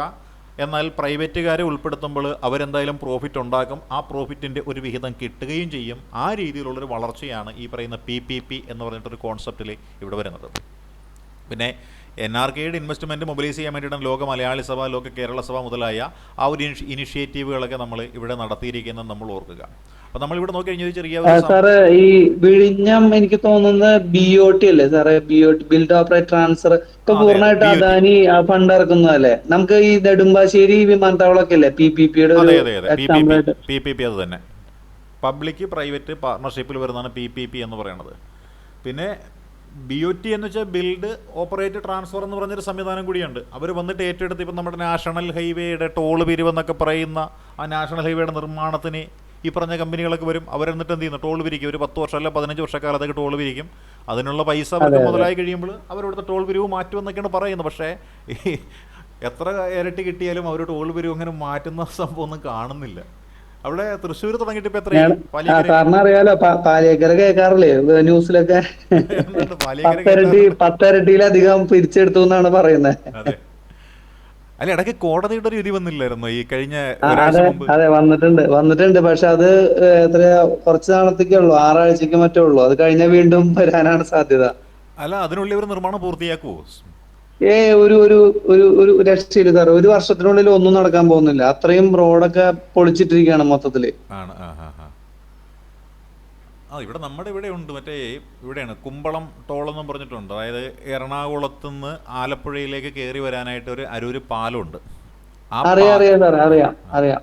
അപ്പൊ പാലം മനോരമയൊക്കെ എത്തുന്നതിന് തൊട്ട് മുമ്പല്ലേ? അത് തന്നെ മനോരമയ്ക്ക് തൊട്ട് മുമ്പായിട്ട്, ആ പാലത്തിന് തൊട്ട് മുമ്പായിട്ട് വരുന്നതാണ് കുമ്പളം ടോൾ പ്ലാസ എന്ന് പറയും. ആ പ്ലാസ നമ്മൾ ടോൾ ഫീസും കൊടുത്ത് ഇങ്ങോട്ട് വന്നു കഴിഞ്ഞാൽ ഇപ്പോൾ അരൂര് എന്ന് പറഞ്ഞ സ്ഥലത്തേക്കാണ് വരുന്നത്. ആലപ്പുഴ ജില്ലയുടെ വടക്കേ അതിർത്തിയാണ് ഈ അരൂർ എന്ന് പറയുന്നത്. അപ്പോൾ ഈ അരൂര് നമ്മൾ എത്തിക്കഴിഞ്ഞ് കഴിഞ്ഞാൽ പിന്നെ ഒരു 2 കിലോമീറ്റർ ദൂരം കടക്കാനായിട്ട് ശരാശരി നമുക്ക് വേണ്ടി വരുന്ന സമയമെന്ന് പറയുന്നത് ഒരു 45 മിനിറ്റ്. 2 വീലറിൻ്റെ കാര്യം കേട്ടോ ഞാൻ പറയണം, 45 മിനിറ്റ് എടുക്കും ബൈക്കിനാണെങ്കിൽ 2 കിലോമീറ്റർ കിടക്കാനായിട്ട്. നമ്മൾ ഈ ഇടക്ക് കൂടി നുഴച്ചേറ്റി കൊണ്ടുവന്ന കാറിലൊക്കെ ആണെന്നുണ്ടെങ്കിൽ 1.5 മണിക്കൂർ പിടിക്കും. കാര്യം അവിടെ ഈ പറയുന്ന ഒരു എലിവേറ്റഡ് ഹൈവേ എന്ന രീതിയിൽ നിലവിലുള്ള ഹൈവേയുടെ മുകളിലൂടെ ഒരു ഹൈവേ കൂടുതൽ ദൂരം പോകുന്ന ആളുകൾക്ക് യാത്രാ സൗകര്യം ഉണ്ടാകാതെ പോകാൻ വേണ്ടിയിട്ട് നിർമ്മിക്കുന്നുണ്ട്. ഒരു അരൂര് തൊട്ട് തുറവൂർ വരെ 22 കിലോമീറ്ററോ മറ്റോ നിർമ്മിക്കുന്നുണ്ട്. അപ്പോൾ അതിൻ്റെ നിർമ്മാണ പ്രവർത്തനങ്ങൾ നടക്കുന്നതുകൊണ്ട് ഈ പറഞ്ഞിരിക്കുന്ന ആ ഒരു ഏരിയ, ഒരു 2 കിലോമീറ്റർ ഏരിയ എന്ന് വെച്ചാൽ ഫൈനൽ സ്റ്റേജിലെത്തിയിരിക്കുകയാണ്. അവിടെ ഇപ്പം വണ്ടി നമുക്ക് നടന്നു പോകുകയാണെങ്കിൽ ഈ അത്രയും നേരത്തെ എത്താം എന്നുള്ളൊരവസ്ഥയാണ്. അപ്പോൾ ഞങ്ങളുടെയൊക്കെ നാട്ടിൽ നിന്ന് എറണാകുളത്ത് ജോലിക്ക് പോകുന്ന ആൾക്കാരൊക്കെ ഇപ്പോൾ രാവിലെ 5 മണിക്കാണ് പോകുന്നത്. നേരത്തെ 7 മണിക്ക് ട്രെയിനിന് പോയിക്കൊണ്ടിരുന്ന ആൾക്കാർ വെളുപ്പിന് 5 മണിക്ക് പോവുകയാണ്, ഇപ്പോൾ ബൈക്ക് ഓടിച്ച് പോയൊക്കെയാണ്. കാര്യം ഒരു 8 മണിയൊക്കെ കഴിഞ്ഞാൽ പിന്നെ ആ ഏരിയയിലേക്ക് നമുക്ക് ചെല്ലാൻ പറ്റില്ല, അത്രയും തിരക്കാണ്. അതുകൊണ്ട് അപ്പോൾ അങ്ങനെയാണ് അവസ്ഥ. അപ്പോൾ ഇതിൻ്റെ ഒരു സമ്മറി ടേബിളിലേക്ക് നമ്മൾ കടന്നു കഴിഞ്ഞാൽ നമുക്ക് മനസ്സിലാക്കാൻ പറ്റുന്ന കാര്യം വെച്ചാൽ സെൻട്രൽ ട്രാൻസ്ഫർ എന്ന് പറയുന്ന ആ ഒരു ഏരിയ നമ്മൾ ആദ്യം നോക്കിയതാണ് അല്ലേ. അവിടെ നമ്മൾ പറഞ്ഞു കേന്ദ്രത്തിൻ്റെ ആ ഗ്രാൻറ്റുകൾ എന്ന് പറയുന്നത് എന്താണ്, കുറഞ്ഞുകൊണ്ടിരിക്കുകയാണ്. അപ്പോൾ കേന്ദ്രത്തിൻ്റെ ഗ്രാൻറ്റ് കുറയാൻ കാര്യം എന്താണ്, GST എന്ന് പറഞ്ഞിട്ടുള്ളൊരു സംവിധാനം വന്നു. കേന്ദ്രവും സംസ്ഥാനവും കൂടി എന്ത് ചെയ്യുന്നു, പങ്കിട്ടെടുക്കുന്നു. ആ കേന്ദ്രവും സംസ്ഥാനവും കൂടി ഒരുമിച്ച് പിരിക്കുന്നു. എന്നിട്ട് രണ്ടുപേരും കൂടി പങ്കിട്ടെടുക്കുന്ന ഒരു രീതിയിലേക്ക് വന്നപ്പോൾ എന്താണ്, കേന്ദ്രത്തിൻ്റെ ആ ഒരു ഷെയർ എന്ന് പറയുന്നത് പതുക്കെ പതുക്കെ ഗ്രാൻഡിൽ ഇങ്ങനെ കുറഞ്ഞുകൊണ്ടിരിക്കുന്നു എന്നാണ് പറയുന്നത്. പിന്നെ വീതം വയ്പും മറ്റു കാര്യങ്ങളൊക്കെ ആയിട്ടുള്ള കാര്യങ്ങളോട്ട് കടന്നു കഴിഞ്ഞാൽ എന്താണ്, അത് നമുക്ക് മതിയായ രീതിയിലല്ല എന്ന ഒരു ആക്ഷേപം നമുക്ക് നിലവിലുണ്ട്. ഇനി ഓൺ ടാക്സ് റവന്യൂ എന്ന രീതിയിലേക്ക് വന്നു കഴിഞ്ഞാൽ എന്താണ്, നിലവിൽ നമുക്കൊരു മോഡറേറ്റ് ടാക്സ് എന്ന രീതിയിലാണ് നമുക്കുള്ളത്. പക്ഷേ നമ്മുടെ ഗ്രോസ് സ്റ്റേറ്റ് ഡൊമസ്റ്റിക് പ്രൊഡക്റ്റ് എന്ന് പറയുന്നതൊക്കെ ഉണ്ട്. പക്ഷേ എന്നാലും നമ്മൾ ഉദ്ദേശിക്കുന്ന രീതിയിൽ അത് വരുന്നില്ല. നികുതി പിരിവൊന്നും കാര്യക്ഷമമായിട്ട് നടക്കുന്നില്ല. അതുകൊണ്ട് കുറച്ചുകൂടി ഊർജിതമായിട്ടുള്ള നികുതി പിരിവെന്ന് പറയുന്നത് നമ്മൾ നടത്തിയെടുക്കണം എന്ന രീതിയിലാണ് പറയുന്നത്. അതാണ് നമ്മൾ പറഞ്ഞ കാര്യം എന്താണ്, വീടുകൾക്കൊക്കെ പുതിയ രീതിയിൽ ടാക്സ് ഒക്കെ കൊണ്ടുവരുന്ന സിസ്റ്റം എന്ന് പറയുന്നതാണ്. ഇനി ബോറോവിങ്സ് അല്ലേ, കിഫ്ബി ബോണ്ടുകളിലൂടെ നമ്മൾ എന്ത് ചെയ്യണം, ഫണ്ട് കണ്ടെത്തുകയാണ് പുറത്തുനിന്ന്. നമുക്ക് പിരിച്ചെടുക്കാൻ പറ്റുന്നില്ല, അപ്പോൾ പുറത്തുനിന്ന് എങ്ങനെ കണ്ടെത്താം എന്നാണ് നോക്കുന്നത്. എങ്ങനെ ഇൻഫ്രാസ്ട്രക്ചർ ബൂസ്റ്റ് എന്നുള്ള മേഖലകളിലൂടെ റോഡ് അല്ലെങ്കിൽ പാലം മുതലായ കാര്യങ്ങളൊക്കെ നിർമ്മിച്ചുകൊണ്ട് അതിന് ഫണ്ട് മുടക്കാനായിട്ട് നമ്മുടെ മുതലാളിമാരോട്, വിദേശ രാജ്യങ്ങളിലുള്ള മുതലാളിമാരോട് പറയുന്നു ഒരു കിഫ്ബിയിലേക്ക് ഇൻവെസ്റ്റ് ചെയ്യുന്നു. എത്ര വർഷത്തേക്കാണ് ഇൻവെസ്റ്റ്മെൻറ്റ്, അത് കഴിയുമ്പോൾ അവർക്ക് എന്താണ് പലിശ ഉൾപ്പെടെ കൊടുക്കുമെന്നൊക്കെയാണ് പറയപ്പെടുന്നത്. കിട്ടുമോ ഇല്ലയോ നമുക്ക് കണ്ടറിയാം. ഇനി ബാങ്കിങ് ഇൻസ്റ്റിറ്റ്യൂഷൻസ് വഴി നോക്കിയാൽ എന്തായിരിക്കാം, ബാങ്കിങ് ഇൻസ്റ്റിറ്റ്യൂഷൻസ് നമ്മുടെ നാട്ടിൽ ആഴത്തിൽ വേരോടിയിരിക്കുന്ന സംവിധാനമാണ്. അത് ക്രെഡിറ്റ് ഫ്ലോ എന്ന് പറയുന്നത് നമ്മൾ നോക്കിയാൽ അറിയാൻ പറ്റും നമുക്കത്. പിന്നെയോ കേരള ഫിനാൻഷ്യൽ കോർപ്പറേഷൻ എന്നുള്ള സംവിധാനം KFU എന്ത് ചെയ്യുന്നു, നമ്മുടെ മീഡിയം സ്മോൾ മൈക്രോ എൻ്റർപ്രൈസിനെ സപ്പോർട്ട് ചെയ്യുന്നു, സ്റ്റാർട്ടപ്പുകളെ സപ്പോർട്ട് ചെയ്യുന്നു. അതുപോലെ പൊതുമേഖലാ സ്ഥാപനങ്ങളുടെ നല്ല പെർഫോമൻസിന് ഒരു സാമ്പത്തിക ബാക്കപ്പ് കൊടുക്കുന്നത് ഈ KFC എന്ന് പറഞ്ഞിട്ടുള്ള സംവിധാനമാണ്. പിന്നെ പഞ്ചായത്തുകൾ വഴി മൊബിലൈസേഷൻ നടക്കുന്നുണ്ട്. അത് പീപ്പിൾസ് പ്ലാനിംഗ് ക്യാമ്പയിനിലൂടെയും ലോക്കൽ റവന്യൂ സോഴ്സിലൂടെയും ഒക്കെ വിഭവ സമാഹരണം നടക്കുന്നുണ്ട്. പിന്നെ NRK വഴി നടക്കുന്നുണ്ട് അല്ലേ, പ്രൈവറ്റ് ക്യാപിറ്റൽ സമാഹരിച്ച് നടക്കുന്നുണ്ട്. ഇതൊക്കെ എന്താണ്, നമ്മുടെ രാഷ്ട്രത്തിൻ്റെയും നമ്മുടെ സംസ്ഥാനത്തിൻ്റെയും ഒക്കെ വിദ്യാഭ്യാസം, അതേപോലെ തന്നെ റിസർച്ച് ആൻഡ് ഡെവലപ്മെൻറ്റ്, വ്യവസായ മേഖല എന്നിവയിലൊക്കെയാണ് ഈ ഇൻവെസ്റ്റ്മെൻറ്റ് നമ്മൾ പ്രധാനമായിട്ടും നോക്കുന്നത്. ഇനി ഇതിൻ്റെ പ്രസക്തിയിലേക്ക് നമ്മൾ വന്നു കഴിഞ്ഞാൽ നമുക്ക് പറയാൻ പറ്റുന്ന കാര്യം എന്താണ്, holistic resource mobilisation integrates taxation, borrowing, local revenue and diaspora, private investments, showcasing multi sectoral fiscal strategy. അതായത് നമ്മുടെ രാജ്യത്തിൻ്റെ സാമ്പത്തിക മേഖല മെച്ചപ്പെടുത്താനായിട്ട് കിട്ടാവുന്ന മേഖലകളിൽ നിന്നെല്ലാം വിഭവ സമാഹരണം നടത്തുക എന്നൊരു പ്രക്രിയയാണ് ഇവിടെ നടക്കുന്നത്. ടാക്സിലൂടെ നമ്മൾ കൈകാര്യം ചെയ്യുന്നുണ്ട്, കടം വാങ്ങിച്ച് ചെയ്യുന്നുണ്ട്, പ്രാദേശികമായിട്ടുള്ള റവന്യൂ ഉണ്ടല്ലോ, local revenue and diaspora, private investment, അതിൽ നിന്നെല്ലാം കിട്ടാവുന്ന മേഖല ഏതാണോ അതെല്ലാം പരമാവധി വിനിയോഗിച്ചുകൊണ്ട് വിഭവ സമാഹരണം നടത്തുക എന്നൊരു നയമാണ് നമ്മൾ സ്വീകരിച്ചുകൊണ്ടിരിക്കുന്നത്. ഇനി ഇന്നൊവേഷൻ ഇൻ ഫിനാൻസ് എന്ന് പറഞ്ഞിട്ടുള്ള മേഖലയിലേക്ക് നമ്മൾ നോക്കിക്കഴിഞ്ഞാൽ എന്താണ്, KIIFB model and masala bond strategy reflect Kerala's adaptive approach to funding capital infrastructure. അതായത് നമ്മുടെ തോമസ് ഐസക് ധനകാര്യമന്ത്രിയായിട്ടിരിക്കുന്ന കാലഘട്ടത്തിലാണ് ഈ കിഫ്ബി എന്നുള്ള ഐഡിയ ജനറേറ്റ് ചെയ്ത് അത് നടപ്പിലാക്കുന്നതും അതുവരെ ഇല്ലാതിരുന്ന രീതിയിൽ നമുക്ക് ഫണ്ട് എന്ന് പറയുന്നത് കേരളത്തിലേക്ക് എത്തിക്കാൻ സാധിച്ചതും ഈ കിഫ്ബി എന്ന് പറയുന്ന ആ ഒരു സാമ്പത്തിക മേഖലയിൽ നമ്മൾ കൊണ്ടുവന്ന പുതിയൊരു കണ്ടുപിടുത്തം വഴിയാണ്. ഇനി അടുത്തത് എങ്ങനെയാണ്, decentralisation and grass root strength നോക്കിയാൽ എന്താണ്, engaging local governments in routine revenue mobilisation ensures participatory fiscal governance. അതായത് പഞ്ചായത്തുകൾക്ക് നമ്മൾ നേരത്തെ പറഞ്ഞിരുന്നു പ്ലാൻ ഫണ്ടിൻ്റെ 35 മുതൽ 40% വരെയുള്ള ഫണ്ട് കേരളം നൽകുന്നു എന്ന രീതിയിൽ ഒരു ഇതാണ് നോട്ട് നമ്മൾ വായിച്ചപ്പോൾ നമുക്ക് മനസ്സിലായിരുന്നു. അപ്പോൾ അതൊക്കെ കുറയ്ക്കാൻ വേണ്ടിയിട്ട് ചെയ്ത പരിപാടിയാണ് decentralisation and grass root strength എന്ന് പറയുന്നത്. അതിന് വേണ്ടിയിട്ട് നമ്മൾ പറഞ്ഞ കാര്യങ്ങളാണ് എന്താണ്, ഈ ഭവനങ്ങൾക്ക്, വീടുകൾക്ക് നികുതി എന്ന് പറയുന്ന സംവിധാനം എല്ലാ വീടുകൾക്കും ഏർപ്പെടുത്തുന്നത്. അതേപോലെ തന്നെ ഒരു വീടിന് വർഷം 600 രൂപ എന്ന് പറയുന്നത് ഒരു ഗ്രീൻ ടാക്സ് പോലെ സംവിധാനം വരികയാണ്, ഈ ഹരിതകർമ്മ സേന എന്നുള്ള രീതിയിൽ വരികയാണ്. അപ്പോൾ ഒരു വീടിന് 600 രൂപയാണ്.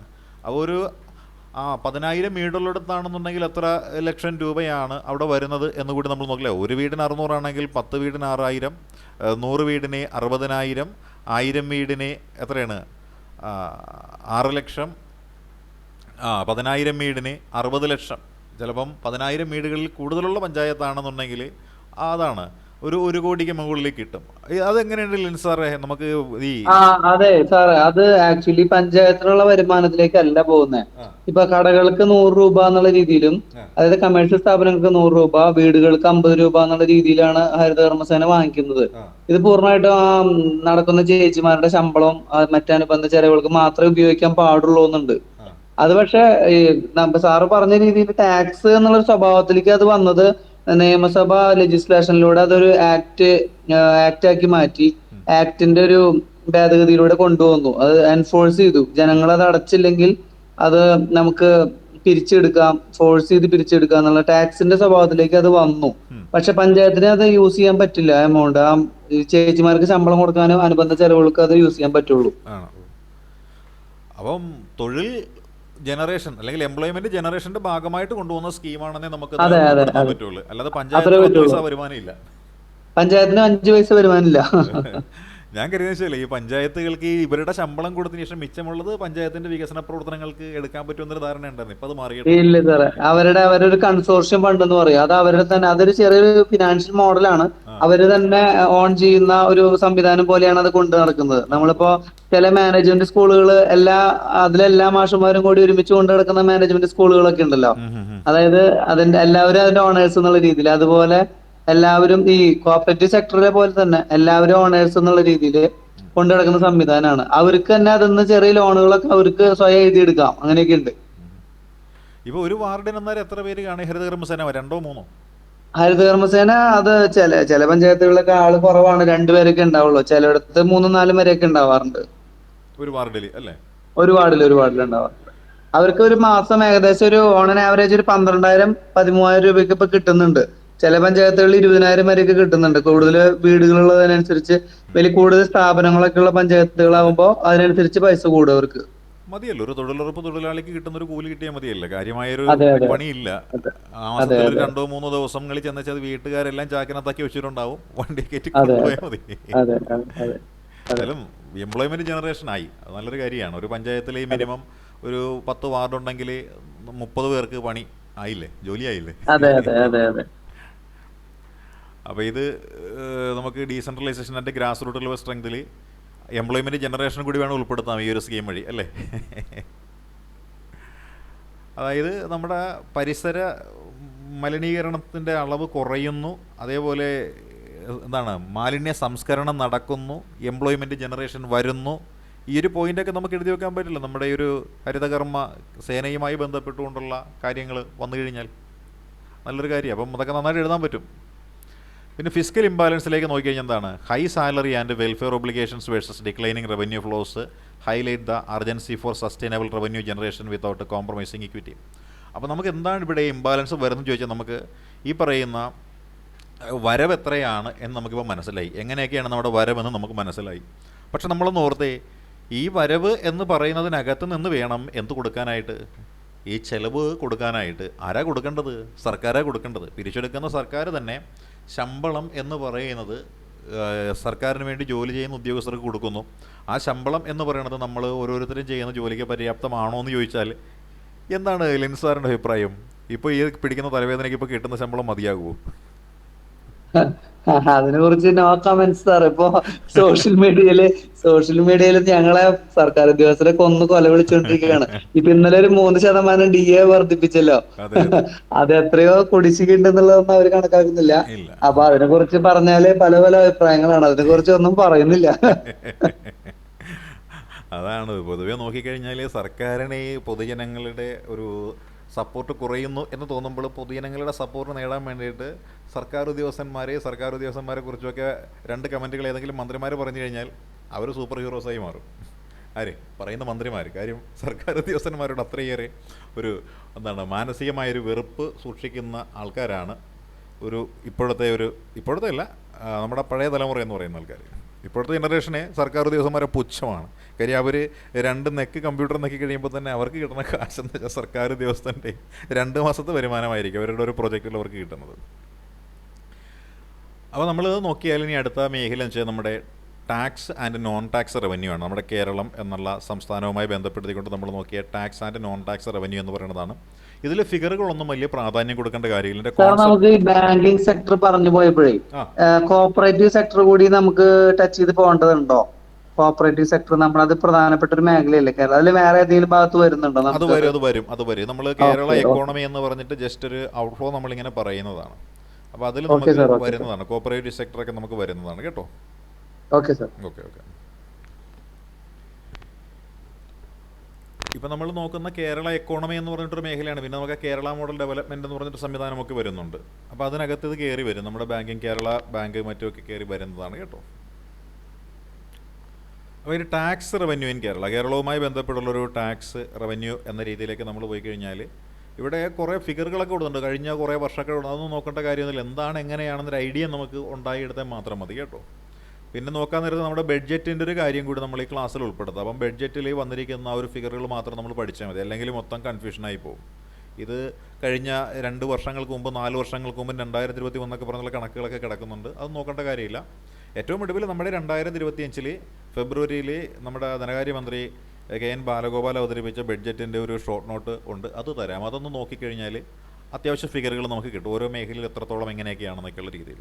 അപ്പോൾ ഇവിടെ നമ്മൾ നോക്കിയാൽ കോമ്പോണൻസ് ആൻഡ് ഗ്രോത്ത് ട്രെൻഡിലേക്ക് നമ്മൾ നോക്കിക്കഴിഞ്ഞാൽ കേരളത്തിൻ്റെ ആ ഒരു ടാക്സ് റവന്യൂ എന്ന് പറയുന്നത് ഏകദേശം എത്രയാണ്, 2022-23 സാമ്പത്തിക വർഷം എന്ന് പറയുന്നത് 18% വർദ്ധിച്ചു എന്ന് പറയുന്നൊരു പോസിറ്റീവ് സൈഡുണ്ട്. ടാക്സ് റവന്യൂ, അതായത് നികുതി പിരിച്ചെടുക്കുന്ന ആ ഒരു പ്രവർത്തനം ഊർജിതമാക്കി ഗവൺമെൻറ് മുന്നോട്ട് പോയി എന്നുള്ളതാണ് അതിൽ നിന്ന് മനസ്സിലാക്കേണ്ടത്. അതായത് കഴിഞ്ഞ വർഷം കിട്ടിക്കൊണ്ടിരുന്നത് 100 രൂപയാണെങ്കിൽ ഇത്തവണ 118.5 രൂപ എന്ന് പറയുന്നത് സർക്കാരിൻ്റെ കയ്യിലേക്ക് വന്നു. അതാണ് കേരളത്തിൻ്റെ ടോട്ടൽ ടാക്സ് റവന്യൂ എന്ന് പറയുന്നത് എന്താണ്, ഇൻക്രീസ് ചെയ്തു എന്നാണ് പറയണത്. എന്നെങ്ങനെയാണ് നമ്മുടെ സ്വന്തം ടാക്സും അതേപോലെ തന്നെ യൂണിയൻ ടാക്സും കൂടിയിട്ടുള്ള ആ രീതിയിലാണ് നമ്മൾ ഉൾപ്പെടുത്തിയിരിക്കുന്നത് കേട്ടോ. ഇനി എന്താണ് ഓൺ ടാക്സ് റവന്യൂ എന്ന് പറയുന്നത് 71,968 കോടിയിൽ നിന്ന് 74,329 കോടി എന്ന രീതിയിലേക്ക് വർദ്ധിച്ചു. അതായത് ഏകദേശം ഒരു 3.3% വർധനവ് എന്ന് പറയുന്നതാണ് ഓൺ ടാക്സിലുണ്ടായത്. അപ്പോൾ ഓൺ ടാക്സിലുണ്ടായ വർധനവ് എന്ന് പറയുന്നത് ഏകദേശം 3% വർധനവ്, 3.3% വർധനവ് സ്വന്തം വരുമാനത്തിൽ കേരളം പിരിച്ചെടുക്കുന്ന കേരളത്തിൻ്റെ സ്വന്തം വരുമാനത്തിലുണ്ടായി. അതേപോലെ സെൻട്രൽ ടാക്സ് ഡെവല്യൂഷൻ, കേന്ദ്രവും സംസ്ഥാനവും തമ്മിൽ പിരിച്ചെടുക്കുന്ന ആ വരുമാന വിതരണത്തിൻ്റെ ഭാഗമായിട്ടും എന്നുണ്ടായി, നമുക്ക് വർധനവ് ഉണ്ടായി എന്ന് വേണമെങ്കിൽ പറയാം. അപ്പോൾ 2 തരത്തിലും എന്ന് പറയുന്നത് വർധനവുണ്ടായി. അങ്ങനെയാണ് നമ്മൾ ഈ പറഞ്ഞ 18.5% വർധനവ് നമുക്കുണ്ടായി എന്ന രീതിയിൽ നമ്മളെ തന്നത്. അതേപോലെ 2020-21, 2023-24 ഈ കാലയളവിലേക്ക് എന്താണ് നമ്മളുടെ ആ ഒരു ഓൺ ടാക്സ് റവന്യൂ എന്ന് പറയുന്നത് ശരാശരി 60% എന്ന് പറയുന്ന ആ ഒരു റേഞ്ചിലേക്ക് വളർന്നിട്ടുണ്ടെന്നാണ് പറയുന്നത്. അതായത് നമ്മുടെ 100% വരുമാനത്തിൽ നിന്ന് നമ്മൾ നോക്കിയാൽ 60% എന്താണ് നമ്മുടെ സ്വന്തം വരുമാനം എന്ന രീതിയിലായിരുന്നു എന്ന് നമ്മൾ ഓർക്കുക. പിന്നെയോ അതായത് വരുമാനത്തിൻ്റെ കാര്യമാണ് നമ്മളിവിടെ പറഞ്ഞത്, കോമ്പോണൻസ്, അതായത് ടാക്സ് റവന്യൂ. കേരളത്തിൻ്റെ ടാക്സ് റവന്യൂ എങ്ങനെയാണെന്ന് ചോദിച്ചാൽ കേരളത്തിൻ്റെ ടാക്സ് ഇപ്പോൾ നന്നായിട്ട് പിരിക്കുന്നുണ്ട്. ഈ 2022-23 കാലയളവിൽ നമുക്ക് 18% നമുക്ക് ടാക്സിൻ്റെ കാര്യത്തിൽ വർധനവുണ്ടായത്. അതിൽ സ്വന്തം ടാക്സിലും വരുമാനം വർദ്ധിച്ചു, അതേപോലെ തന്നെ കേന്ദ്രത്തിൻ്റെ ഡിവിഷനിലും നമുക്ക് വരുമാനമൊക്കെ വർദ്ധിച്ചിട്ടുണ്ട്. അതേപോലെ 2021-2023 കാലയളവിലെല്ലാം ശരാശരി 60% വരുമാനവും കേരളം സ്വന്തം നിലയ്ക്ക് പിരിച്ചെടുക്കുന്ന രീതിയിലാണ് വന്നിരിക്കുന്നത്. അത് ക്രമാനുഗതമായിട്ട് കൂടിക്കൊണ്ടിരിക്കുകയാണ്. ഇപ്പം മൊത്തം ഏതാണ്ട് 28% മാത്രമേ കേന്ദ്രത്തിൻ്റെ ആ ഒരു ധനസഹായം നമുക്ക് വരുന്നുള്ളൂ. ബാക്കി 72 എന്ന് പറയുന്നത് നമ്മുടെ തനതായ രീതിയിലാണെന്നാണ് പറയുന്നത്. ഇനി major sources of on tax revenue, നമ്മുടെ സ്വന്തം ടാക്സ് റവന്യൂവിൻ്റെ പ്രധാനപ്പെട്ട സോഴ്സുകൾ ഏതെല്ലാമാണ് എന്ന് നമുക്കൊന്ന് നോക്കാം. അങ്ങനെ നോക്കിയാൽ ഏതായിരിക്കാം അത് നമ്മൾ നോക്കുകയാണ് കേട്ടോ. ഇത് മറ്റേ അതാണ് നോക്കിയാൽ GST, അതെ സ്റ്റേറ്റ് ഹെഡ് നമ്മൾ നോക്കുകയാണെങ്കിൽ GST അല്ലേ, സ്റ്റേറ്റ് GST എന്ന് പറഞ്ഞ സാധനമുണ്ട്. ഏതാണ്ട് 35,983 അവിടെ നിന്നോട്ടെ. അപ്പോൾ സ്റ്റേറ്റ് GST എന്ന് പറയുന്നത് 19%-ത്തിനടുത്ത് വരുന്നുണ്ട്. സെയിൽസ് ടാക്സ് എന്ന് പറയുന്നത് 15%-ത്തിനടുത്ത് വരുന്നുണ്ട്. സ്റ്റാമ്പ് ഡ്യൂട്ടി എന്ന് പറയുന്നത് 7% വരുന്നുണ്ട്. മോട്ടോർ വെഹിക്കിൾ ടാക്സ് എന്ന് പറയുന്നത് 11% വരുന്നുണ്ട്. എക്സൈസ് ഡ്യൂട്ടി എന്ന് പറയുന്നത് 6% വരുന്നുണ്ട്. ലാൻഡ് റവന്യൂ എന്ന് പറയുന്നത് ഏതാണ്ട് 600 ലാൻഡ് റവന്യൂ എന്ന് പറയുന്നത് ഏതാണ്ട് അത് തന്നെ 27% പഞ്ചായത്തുമായി ബന്ധപ്പെട്ട. പിന്നെ ടാക്സ് ഓൺ ഇലക്ട്രിസിറ്റി എന്ന് പറയുന്നത് ഒരു വർധനവ്, അതായത് 664% വർധനവ് ആണ് ഇവിടെ കാണിക്കുന്നത്. ഇവിടെ വരെ നമ്മൾ എടുത്താൽ മതി, സ്റ്റേറ്റ് എക്സൈസ് വരെയുള്ള കാര്യങ്ങൾ നമ്മൾ എടുത്താൽ മതി കേട്ടോ. അതായത് ഈ പറഞ്ഞ സ്റ്റേറ്റ് GST എന്ന് പറയുന്നത് 19% വരുന്നുണ്ട്. വർധനവാണ് കേട്ടോ കാണിക്കുന്നത്, വർധനവാണ് കേട്ടോ, 19% വർധനവാണ് കാണിക്കുന്നത്. കഴിഞ്ഞ ആ ടൈമിൽ കാണിക്കുന്ന വർധനവാണ്. അതായത് നമുക്ക് കഴിഞ്ഞ തവണ ഉണ്ടായിരുന്നത് എങ്ങനെയായിരുന്നു അതിൻ്റെ ഒരു വർധനവിൻ്റെ തോതാ കാണിക്കുന്നത്. വരുമാന വിതരണത്തിലുള്ള വർധനവ് GST 19%, കഴിഞ്ഞ തവണ 100 പിരിച്ചെങ്കിൽ 119 കിട്ടി. സെയിൽസ് ടാക്സ് എന്ന് പറയുന്നത് 15% കൂടുതൽ പിരിച്ചെടുക്കാനായിട്ട് സാധിച്ചു. സ്റ്റാമ്പും അതേപോലെ രജിസ്ട്രേഷൻ ഡ്യൂട്ടിയൊക്കെ ആണെങ്കിൽ 7% കൂടുതൽ എടുക്കാൻ സാധിച്ചു. മോട്ടോർ വെഹിക്കിൾ ആണെന്നുണ്ടെങ്കിൽ 11% കൂടി നമുക്ക്, അതേപോലെ സ്റ്റേറ്റ് എക്സൈസ് ആണെന്നുണ്ടെങ്കിൽ 6% കൂടി. എന്നാൽ ലാൻഡ് റവന്യൂ എന്ന് പറയുന്നത് 27% കുറഞ്ഞുപോയി.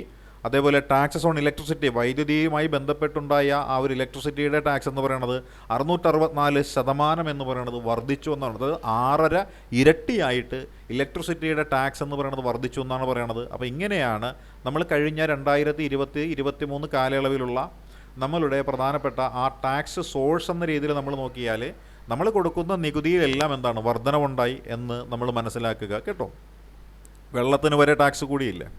ഇനി ചലഞ്ചസ്, അരിയറും അതിൻ്റെ എഫിഷ്യൻസിയും നമ്മൾ നോക്കിക്കഴിഞ്ഞാൽ നമുക്ക് നോക്കാം എന്തായിരിക്കാം. Significant arrears have built up particularly in GST collections.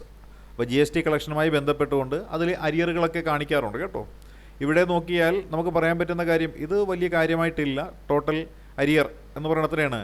20,146 കോടി രൂപയാണ് അരിയറായി പിരിച്ചെടുക്കാനുള്ള. നമ്മൾ പറയുന്നില്ല ചില ടാക്സുകൾ പിരിച്ചെടുക്കാനുണ്ട്, നികുതി പിരിവെന്ന് പറയണത് ഇനി പിരിച്ചെടുക്കാനുള്ള നികുതി ഇത്രയാണ് എന്നൊക്കെ കണക്ക് വരുന്നില്ലേ. ഇതാണ് നമ്മൾ പിരിച്ചെടുക്കാനുള്ള നികുതി എന്ന് പറയണത്. അതായത് 20,146.39 കോടി രൂപയാണ് പിരിച്ചെടുക്കേണ്ട തുകയെന്ന് പറയുന്നത് അരിയറായിട്ട് കിടക്കുന്നത്. അതാണ് പറയുന്നത് അരിയറായിട്ട്. അരിയർ പിരിച്ചെടുക്കുകയാണെന്നുണ്ടെങ്കിൽ അത്രയും വരുമാനം നമ്മുടെ ഗവൺമെൻറ്റിന് കിട്ടും. അതൊരുപാട് എന്താണ് സംസ്ഥാനത്തിന് ഒരുപാട് പ്രോഫിറ്റബിളായിട്ട് മാറും. പിന്നെ GST ഡ്യൂ എന്ന് പറയുന്നത് 13,305 കോടിയാണ് GSTയുടെ ഡ്യൂ എന്ന് പറയുന്നത്. ഈ കണക്കൊന്നും എഴുതരുത് കേട്ടോ, ചോദിക്കുന്ന കാര്യമൊന്നുമല്ല, എഴുതരുത്. കാര്യം ഈ പറയുന്ന പേപ്പർ നോക്കുന്ന ആളെന്ന് പറയുന്നത് കേന്ദ്രത്തിൻ്റെ അനുകൂലമായിട്ടുള്ള ഒരു മനുഷ്യനാണെന്നുണ്ടെങ്കിൽ കേന്ദ്രം തരാനുള്ള GST കുടിശ്ശിക 13,305 ഉണ്ട് എന്നൊക്കെ പറഞ്ഞു കഴിഞ്ഞാൽ ചിലപ്പോൾ പുള്ളിക്ക് ഇഷ്ടപ്പെടത്തില്ല. അതുകൊണ്ട് നമ്മളധികം ഫിഗറുകളൊന്നും കണക്കാക്കേണ്ട കാര്യമൊന്നുമില്ല. നമുക്ക് ടോട്ടൽ അരിയർ എന്നുള്ള സംവിധാനം നമ്മൾ വലിയൊരു 20,000 കോടി രൂപ നമുക്ക് കിട്ടാനുണ്ടെന്ന് പറയാൻ പറ്റും. Non payment by PSU and departments add to the burden. അതായത് നമ്മുടെ നഷ്ടത്തിലോടുന്ന കമ്പനികൾ അങ്ങോട്ടേക്ക് നമ്മൾ സഹായം കൊടുത്തുകൊണ്ടിരിക്കുകയാണ്. ഇപ്പം അവിടുന്ന് തിരിച്ചൊന്നും ഇങ്ങോട്ട് കിട്ടുന്നില്ല. അതൊക്കെ നമ്മുടെ സർക്കാരിനെ അല്ലെങ്കിൽ നമ്മുടെ ഗവൺമെൻറ്റിനെ നഷ്ടത്തിലേക്ക് കൂപ്പുകുത്തിക്കൊണ്ടിരിക്കുകയാണ്. അത് വരുമാനമില്ലാത്ത മേഖല തന്നെയാണ്. ഇത് നോക്കിയാൽ മറ്റ് സംസ്ഥാനങ്ങളുമായിട്ട് നമ്മൾ ചെറിയൊരു കമ്പാരിസൺ നമ്മൾ നോക്കിക്കഴിഞ്ഞാൽ അല്ലേ, പെർ ക്യാപിറ്റ ബേസിൽ നമ്മൾ നോക്കിക്കഴിഞ്ഞാൽ അല്ലേ, GSTയും ഗ്രാൻസും ഒക്കെ നമ്മളങ്ങോട്ട് ഒഴിവാക്കി കഴിഞ്ഞ് നമ്മൾ നോക്കിക്കഴിഞ്ഞാൽ നമുക്ക് പറയാൻ പറ്റുക കേരള അല്ലേ എത്രയാണ് 9,593 പെർ പേഴ്സണായിട്ട് നമ്മളിവിടെ ഒരു പെർ ക്യാപിറ്റ എന്ന രീതിയിൽ നമ്മൾ എടുക്കുന്നത് എന്നുണ്ടെങ്കിൽ നമ്മളെക്കാൾ മുകളിലാണ് തമിഴ്നാടിൻ്റെ വരുമാനം എന്ന് പറയുന്നത്. തമിഴ്നാട് 9,908. അപ്പോൾ കേരളത്തിനേക്കാൾ പെർ ക്യാപിറ്റ ഇൻകം കൂടുതലുള്ള സ്റ്റേറ്റ് എന്ന് പറയുന്നത് തമിഴ്നാടാണ്. അപ്പോൾ കേരളത്തിനേക്കാൾ കൂടുതൽ വളർച്ചയുള്ള സാമ്പത്തിക വളർച്ചയുള്ള സംസ്ഥാനം എന്ന് പറയുന്നത് തമിഴ്നാടാണ്. പക്ഷേ higher level of human development എന്ന് പറയുന്നത് എവിടെ കാണപ്പെടുന്നത്? നമുക്ക് മാത്രമാണ് കാണപ്പെടുന്നത്. പക്ഷേ എക്കണോമിക് ഡെവലപ്മെൻറ്റ് എന്ന് പറയുന്നത് ആ ഒരു സംസ്ഥാനത്തിനുമാണ് കാണപ്പെടുന്നത്. ഇതാണ് ടാക്സ് റവന്യൂ എന്നുള്ള മേഖലയിലൂടെ നമ്മൾ നോക്കുമ്പോൾ അത്യാവശ്യം നമുക്ക് കിട്ടേണ്ട കാര്യമെന്ന് വെച്ചാൽ കേരളത്തിൻ്റെ ടാക്സ് എന്ന് പറയുന്നത് കേരളവും തമ്മിൽ പിരിച്ചെടുക്കുന്ന സംവിധാനമാണ്. അതിൽ ഏകദേശം 18.5% വളർച്ച കോവിഡ് കാലാനന്തരം നമുക്ക് ഉണ്ടായിട്ടുണ്ട്. അത് ഓൺ ടാക്സിലും ഉണ്ടായിട്ടുണ്ട്, നമ്മുടെ കേന്ദ്രം നൽകുന്ന ഗ്രാൻഡിലും ഉണ്ടായിട്ടുണ്ടെന്നാണ് പറയുന്നത്. പിന്നെ 2021 മുതൽ 60% മുകളിലുള്ള കോൺട്രിബ്യൂഷൻ എന്ന് പറയുന്നത് എപ്പോഴും കേരളത്തിൻ്റെ സ്വന്തം വരുമാനം തന്നെയാണ്. ഇനി നമുക്ക് വരുമാനം കിട്ടുന്ന മേഖലകൾ ഏതെല്ലാമെന്ന് ചോദിച്ചാൽ, വരുമാനത്തിൻ്റെ വർധനവ് കിട്ടുന്ന മേഖലകൾ ഏതെല്ലാമെന്ന് ചോദിച്ചാൽ GST, അതുപോലെ തന്നെ ടാക്സ് അല്ല sales tax, stamp duty and registration fees, motor vehicle tax, state excise, land revenue, electricity charge, ഇതൊക്കെയാണ് വരുന്നത്. ഇതിലെല്ലാ മേഖലയിലും എന്താണ് വർധനവാണ് കാണിച്ചിരിക്കുന്നത്, നികുതി വർധനവ് കാണിച്ചിരിക്കുന്നത്. പക്ഷേ ലാൻഡ് റവന്യൂവിൽ മാത്രം 27% കുറവാണ് ഉണ്ടായിരിക്കുന്നതെന്ന് പറയുന്നുണ്ട്. പിന്നെ നമുക്കുള്ള പ്രധാനപ്പെട്ട സാമ്പത്തിക വികസനത്തിനുള്ള ഏറ്റവും വലിയ പ്രധാനപ്പെട്ട വെല്ലുവിളി എന്താണെന്ന് ചോദിച്ചു കഴിഞ്ഞാണെന്നുണ്ടെങ്കിൽ അരിയറുകളും അത് പിരിച്ചെടുക്കാനായിട്ട് കിട്ടാതിരിക്കുന്ന ആ ഒരു കാരണവുമാണ്. അപ്പോൾ അരിയർ ആൻഡ് എഫിഷ്യൻസി എന്ന് പറയുന്നതാണ് നമ്മൾ നേരിടുന്ന ഏറ്റവും വലിയ ചലഞ്ച്. നമുക്ക് 2019 വരെയുള്ള ആ ഒരു സംവിധാനം വെച്ച് നോക്കിയാൽ 20,000 കോടിക്ക് മുകളിൽ എന്താണ് അരിയറായിട്ട് കിടപ്പുണ്ടെന്ന് പറയുന്നത്. അതിൽ തന്നെ ആ GST ഡ്യൂ എന്ന് പറയുന്നത് 60% മുകളിലുണ്ട് എന്ന് പറയുന്നുണ്ട്. പിന്നെയോ പൊതുമേഖലാ സ്ഥാപനങ്ങൾ നന്നായിട്ട് പെർഫോം ചെയ്യാതിരിക്കുന്നത് വഴി ആ സ്ഥാപനങ്ങൾക്ക് സഹായധനം നമ്മൾ കയ്യിൽ നിന്ന് അങ്ങോട്ടേക്ക് എടുത്തിട്ട് കൊടുക്കേണ്ടി വരുന്ന ഒരവസ്ഥാവിശേഷവും കൂടെ ഉണ്ട് എന്നാണ് പറയുന്നത്. ഇനി മറ്റ് സംസ്ഥാനങ്ങളുമായിട്ട് നമ്മൾ താരതമ്യപ്പെടുത്തി നോക്കുമ്പോൾ നമുക്ക് പറയാൻ പറ്റുന്ന കാര്യം എന്താണ്?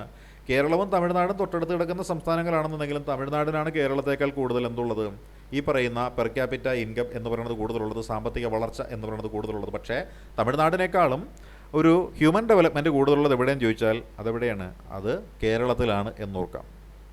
ഇനി നോൺ ടാക്സ് റവന്യൂ എന്ന് പറഞ്ഞിട്ടുള്ള ആ ഒരു മേഖലയിലേക്ക് നമ്മൾ കിടക്കുകയാണ്.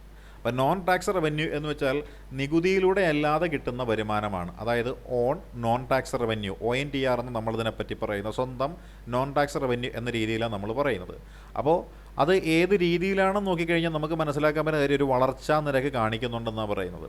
അതായത് ഓൺ നോൺ ടാക്സ് റവന്യൂ, അതായത് നമ്മൾ പറയുന്നില്ലേ ടാക്സിലൂടെ അല്ലാതെ വരുമാനം, അത് ഏതെല്ലാമാണെന്ന് ചോദിച്ചു കഴിഞ്ഞാൽ മദ്യം അല്ലേ, അത് ടാക്സ് ഉണ്ട്, മദ്യത്തിന് ടാക്സ് ഉണ്ട്. നമ്മൾ പറയല്ലേ ഈ പിഴ എന്താണ് ഫൈൻ ഈടാക്കുന്നു എന്നൊക്കെ പറയുന്നില്ലേ, tax revenue non tax revenue എന്ന് പറയുന്ന. അതേപോലെ ഈ പറയുന്ന എന്താണ് പിഴകളിലൂടെയും ഫൈനുകളിലൂടെയും ഒക്കെ ചുമത്തുന്ന സംവിധാനമാണ് എന്താണ് ഓൺ നോൺ ടാക്സ് റവന്യൂ എന്ന് പറയുന്നത്. നികുതിയിലൂടെ അല്ലാത്ത വരുമാനം എന്ന് നമ്മൾ പറയുന്നത് ഇതൊക്കെയാണ്. അതിലെന്തുണ്ടായി, വർധനവുണ്ടായിട്ടുണ്ടെന്നാണ് പറയുന്നത്. ഏതാണ്ട് 44% വർധനവുണ്ടായെന്നാണ് പറയുന്നത്. അത് നോൺ ടാക്സ് റവന്യൂവിൻ്റെ വർധനവ് നമുക്ക് കാര്യമായിട്ട് വരുന്നുണ്ട് എന്ന് പറയുന്നുണ്ട്. പിന്നെയോ കീ സോഴ്സസ് ഓഫ് ONTR നമ്മൾ നോക്കിയാൽ നമുക്ക് പറയാൻ പറ്റുന്നുണ്ട്. ലോട്ടറി നമ്മുടെ സാധനമാണ് അല്ലേ, ലോട്ടറീസ്, സ്റ്റേറ്റ് ലോട്ടറി എന്ന് പറയുന്നില്ല, ലോട്ടറി നമ്മൾ പറയാനുണ്ട്. ലോട്ടറിയും മദ്യവും ഇല്ലെന്നുണ്ടെങ്കിൽ കേരളം എന്ന് പറയുന്ന സംസ്ഥാനത്തിൻ്റെ സാമ്പത്തിക വളരവ് എന്ന് പറയുന്നത് ആകെ ചുരുങ്ങിപ്പോകുമെന്നാണ് പറയണത് അല്ലേ. ലോട്ടറി എന്ന് പറയണത് 1ാം സമ്മാനം 2ാം സമ്മാനം ഇതൊക്കെ പ്രതീക്ഷിച്ചുകൊണ്ട് എത്ര ആൾക്കാർ എടുക്കുന്നത്. നമ്മുടെ ഇവിടെയൊക്കെ തന്നെയുള്ള ആൾക്കാരുണ്ട്, ഡെയിലി സുഹൃത്തുക്കളൊക്കെ കേട്ടോ 500 രൂപയ്ക്ക് ലോട്ടറി എടുക്കുന്ന ആൾക്കാരുണ്ട്, അങ്ങനെയുള്ള കളി നടക്കുന്ന ആൾക്കാരാണ്. അതിന് മേളിലെടുക്കുന്നവരുണ്ട് കേട്ടോ. നമ്മളൊക്കെ എടുക്കണമെന്ന് വെച്ചാൽ എന്താണ്, ഈ അടുത്ത് കൊണ്ടുവരുന്ന ആൾ എന്തെങ്കിലും അവരുടെ മുഖത്ത് നോക്കുമ്പോൾ അവർക്ക് എന്തെങ്കിലും ഗതികേടുണ്ടെന്ന് തോന്നിക്കഴിഞ്ഞാൽ, എന്തെങ്കിലും അവശത ഉണ്ടെന്ന് തോന്നിക്കഴിഞ്ഞാൽ, അങ്ങനെ ഉണ്ടെങ്കിൽ മാത്രം അവർക്ക് വേണ്ടി എടുക്കുന്ന ലോട്ടറി, അല്ലാതെ നമുക്ക് വേണ്ടിയിട്ട് നമ്മൾ ലോട്ടറി എടുക്കുന്ന ശീലം ഇല്ല. നിങ്ങളൊക്കെ അങ്ങനെയുള്ള ആൾക്കാരാണോ? നിങ്ങൾ ലോട്ടറി എടുക്കുന്ന ആൾക്കാരാണോ ലെൻസ്? സിനിമയുടെയൊക്കെ ലോട്ടറി എടുക്കുമോ? ലോട്ടറി എടുക്കാറില്ല. ഇനി അങ്ങനെ അടിച്ച് കോടീശ്വരി ആയാലോ അല്ലേ. അതെ, അതെങ്ങനെ മാനേജ് ചെയ്യണമെന്ന് അറിയണ്ടാവില്ല. അപ്പോൾ key sources of own non tax revenue ഏത് ചെന്ന് ലോട്ടറിയാണ്, ലോട്ടറി വരുമാനം എന്ന് പറയും. അതാണ് ഡോമിനൻ്റ് കോൺട്രിബ്യൂട്ടറായിട്ട് പറയുന്നത്. അപ്പം നമ്മുടെ ഈ നോൺ ടാക്സ് റവന്യൂവിൻ്റെ ഏകദേശം 79% എന്ന് പറയുന്നത് ഈ പറയുന്ന ലോട്ടറി വഴിയായിരുന്നു എന്നാണ് പറയുന്നത്. ലോട്ടറി വഴിയാണ് 80% നമുക്ക് കിട്ടിയതെന്നാണ് പറയുന്നത്. അതർ സോഴ്സസ് ഏതെന്ന് ചോദിച്ചാൽ എന്തായിരിക്കാം?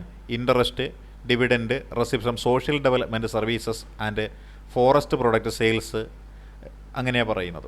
അപ്പോൾ നമുക്ക് ഏതെങ്കിലുമൊക്കെ പൈസ നമ്മളെവിടെയെങ്കിലുമൊക്കെ വായ്പ കൊടുത്തതോ നിക്ഷേപിച്ചിട്ടുള്ളതുണ്ടെന്നുണ്ടെങ്കിൽ അതിന് കിട്ടുന്ന ഇൻട്രസ്റ്റ്, ഡിവിഡൻറ്റുകൾ, പിന്നെ സോഷ്യൽ ഡെവലപ്മെൻറ്റ് സർവീസിനൊക്കെ കൊടുക്കുന്ന ആ ഒരു റെസിപ്റ്റുകൾ, ഇപ്പം നമ്മുടെ പഞ്ചായത്തുകളിലോ മറ്റുമൊക്കെ വിവരാവകാശം എന്നൊക്കെ പറഞ്ഞ സാധനത്തിന് കൊടുക്കുന്ന ആ ഒരു അപേക്ഷാ ഫീസില്ലേ, അതൊക്കെയാണ് നമ്മൾ പറയുന്നത് സോഷ്യൽ ഡെവലപ്മെൻറ്റ് സർവീസ് എന്ന രീതിയിൽ പറയുന്ന ഫീസുകൾ.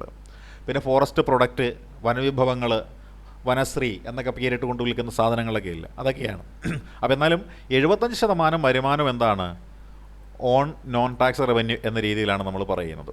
പിന്നെ ഫോറസ്റ്റ് റവന്യൂ 4%, സർവീസ് എന്ന് പറയുന്നത് 9%. സർവീസ് എന്ന് പറയാൻ നേരത്ത് ഒരു അപേക്ഷ കൊടുക്കാനുള്ള ഫീസ്, അപേക്ഷാ ഫീസ് എന്നൊക്കെ പറയുന്നില്ലേ. മെഡിക്കൽ കോളേജ് ആശുപത്രികളിലൊക്കെ ആണെന്നുണ്ടെങ്കിൽ 5 രൂപ OP ടിക്കറ്റിന് വെക്കുന്ന ഫീസൊക്കെ ഇല്ലേ, അങ്ങനെയുള്ള സാധനങ്ങളൊക്കെ നമുക്ക് ഓർക്കാം ഇവിടെ. അതാണ് കീ സോഴ്സസ് ഓഫ് ONTR എന്ന് പറയുന്നത്. ഇനി ലോക്കൽ ഗവൺമെൻറ് ONTR ഉണ്ട്. ലോക്കൽ ഗവൺമെൻറ് എന്ന് പറയാൻ നേരം നമ്മുടെ തദ്ദേശ സ്വയംഭരണ സ്ഥാപനങ്ങളാണ് കേട്ടോ. അവരുടെ ONTR എന്ന് പറയുന്നത് എങ്ങനെയാണ്?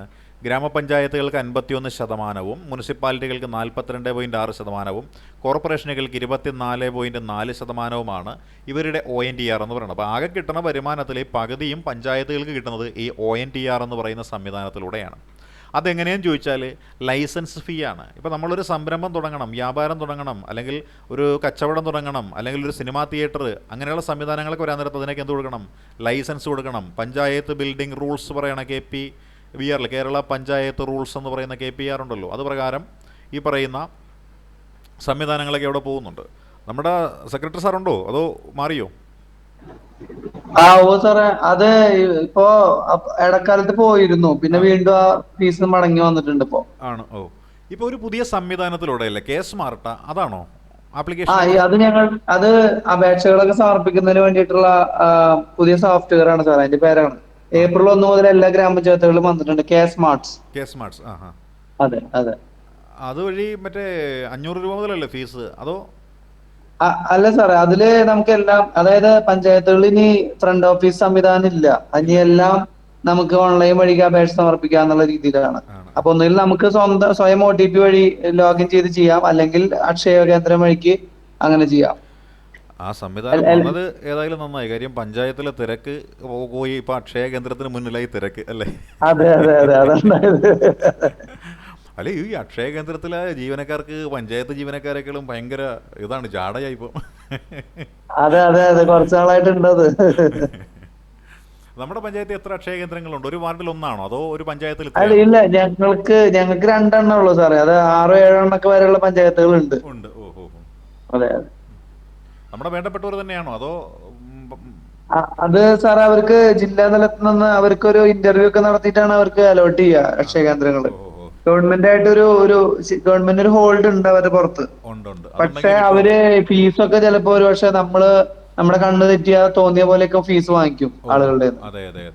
അങ്ങനെയൊക്കെയുള്ള പ്രശ്നങ്ങളുണ്ട്. ഉണ്ട്. അതിൽ സംവിധാനം വന്നത് നന്നായി അല്ലേ? നിങ്ങളുടെ തലവേദന കുറഞ്ഞു കുറേ. അതെ അതെ അതെ. പഞ്ചായത്തുകളിൽ ഇപ്പൊ ഒരു പഞ്ചായത്തിനും തിരക്കൊന്നുമില്ല. പക്ഷെ ഇത് നല്ല സംവിധാനമാണ്. ഇപ്പൊ ബിഗിനിങ് സ്റ്റേജിലാണെങ്കിലും അത് ഉദ്ദേശിക്കുന്നത് ജനങ്ങൾക്ക് വീട്ടിൽ തന്നെ ഇരുന്നുകൊണ്ട് അപേക്ഷ സമർപ്പിക്കാനും അവർക്ക് വേണ്ട സേവനം ഡൗൺലോഡ് ചെയ്യാനും പറ്റുക എന്നുള്ളതാണ്. അതെ. അത് ഏകദേശം ഒരു വർഷത്തിനുള്ളിൽ ഫുൾ ഫ്ലെഡ്ജഡ് ആയിട്ട് വരും എന്നാണ് വിചാരിക്കുന്നത്. അതെ. അപ്പോൾ നമ്മൾ ഈ പറഞ്ഞിട്ടുള്ള പഞ്ചായത്തുകളുടെയും പ്രധാനപ്പെട്ട വരുമാനം എന്ന് പറയുന്നത് നമ്മുടെ സ്വന്തം നോൺ ടാക്സ് റവന്യൂ എന്ന് പറയുന്നതാണ്. ഗ്രാമപഞ്ചായത്തുകൾക്കാണ് അത് കൂടുതലായിട്ട് കിട്ടുന്ന 51%, അതേപോലെ മുനിസിപ്പാലിറ്റികൾക്ക് 42.6%, കോർപ്പറേഷനുകൾക്ക് 24.4%. ഇവരുടെ ONTR, അതായത് ഓൺ നോൺ ടാക്സ് റവന്യൂ ആണ് ONTR എന്ന് പറയുന്നത്. പ്രധാനപ്പെട്ട ഈ സോഴ്സുകൾ ഏതെന്ന് ചോദിച്ചാൽ ലൈസൻസ് ഫീസ്, അതേപോലെ ഗേറ്റ് ഫീസ് ഉണ്ട്, മാർക്കറ്റ്, പാർക്കിങ്, അതുപോലെ കശാപ്പുശാലകൾ, അറവുശാലകളുണ്ടല്ലോ, ഇതിനൊക്കെ ഒരു ഗേറ്റ് ഫീസ് എന്നുള്ള സംവിധാനമുണ്ട്. പിന്നെ റെൻറ്റ് ഫ്രം ഗവൺമെൻറ് പ്രോപ്പർട്ടി, ഇപ്പോൾ മാർക്കറ്റുകളിലൊക്കെയുള്ള കടമുറികളൊക്കെ ഉണ്ടെന്നുണ്ടെങ്കിൽ അതിൽ നിന്ന് കിട്ടുന്ന വരുമാനമുണ്ട്. പിന്നെ പെർമിറ്റ് ഫീസുണ്ട്, രജിസ്ട്രേഷൻ ചാർജസ് ഉണ്ട്. അപ്പോൾ രജിസ്ട്രേഷൻ ചാർജുകൾ, പെർമിറ്റ് ഫീസുകൾ, റെൻറ്റോ from government property, gate fees, പിന്നെയോ service user charges and fines എന്നൊക്കെ പറഞ്ഞില്ല, പിഴ ഈടാക്കുന്ന പരിപാടിയുണ്ട്, യൂസർ ചാർജുണ്ട്, സർവീസ് ചാർജുണ്ട്. അപ്പോൾ ഇങ്ങനെയുള്ള സംവിധാനങ്ങളൊക്കെ പഞ്ചായത്തുകൾക്കും മുനിസിപ്പാലിറ്റികൾക്കും അതേപോലെ കോർപ്പറേഷനുകൾക്കൊക്കെ വരുമാനം കിട്ടുന്ന ഒരു സോഴ്സ് തന്നെയാണ്. പക്ഷേ ഇതൊന്നും എന്തല്ല ടാക്സ് റവന്യൂ അല്ല, ഇതൊക്കെ നോൺ ടാക്സ് റവന്യൂ ആണ്. മിക്കവാറും നോൺ ടാക്സ് റവന്യൂ ഏറ്റവും കൂടുതൽ കിട്ടുന്നത് താഴെത്തട്ടിലുള്ള ഗ്രാമപഞ്ചായത്തുകൾക്കാണ്. അപ്പോൾ ഇനി നമ്മൾ നോക്കിയാൽ ഇതിൻ്റെ ഒരു സമ്മറി ടേബിൾ ഞാൻ എടുത്ത് വെച്ചിട്ടുണ്ട്. അത് എത്രത്തോളം നിങ്ങൾക്ക് പ്രയോജനപ്പെടുമെന്ന് അറിയില്ല, പക്ഷേ ഇത് നോക്കാതിരിക്കുന്നത് തന്നെ ആയിരിക്കും നല്ലത്. പഠിപ്പിക്കാൻ വേണ്ടിയിട്ട് എടുത്തു വെച്ച സാധനമാണ്. അതായത് ഇപ്പം നമ്മുടെ 2022-23 ഫിഗർ നമുക്ക് കിട്ടിയിട്ടുണ്ട്. 23-24 ഫിഗറാണ് കൊടുത്തിരിക്കുന്നത്. നോക്കിയാൽ മതി, നിങ്ങൾ മനസ്സിലാക്കേണ്ട കാര്യം മാത്രമേ ഉള്ളൂ, വേറൊന്നും നോക്കേണ്ട കാര്യമില്ല കേട്ടോ ഇവിടെ. അപ്പോൾ സ്വന്തം വരുമാനം എന്ന് പറയുന്നത് എത്രയാണ് കിട്ടിയിരിക്കുന്നത്?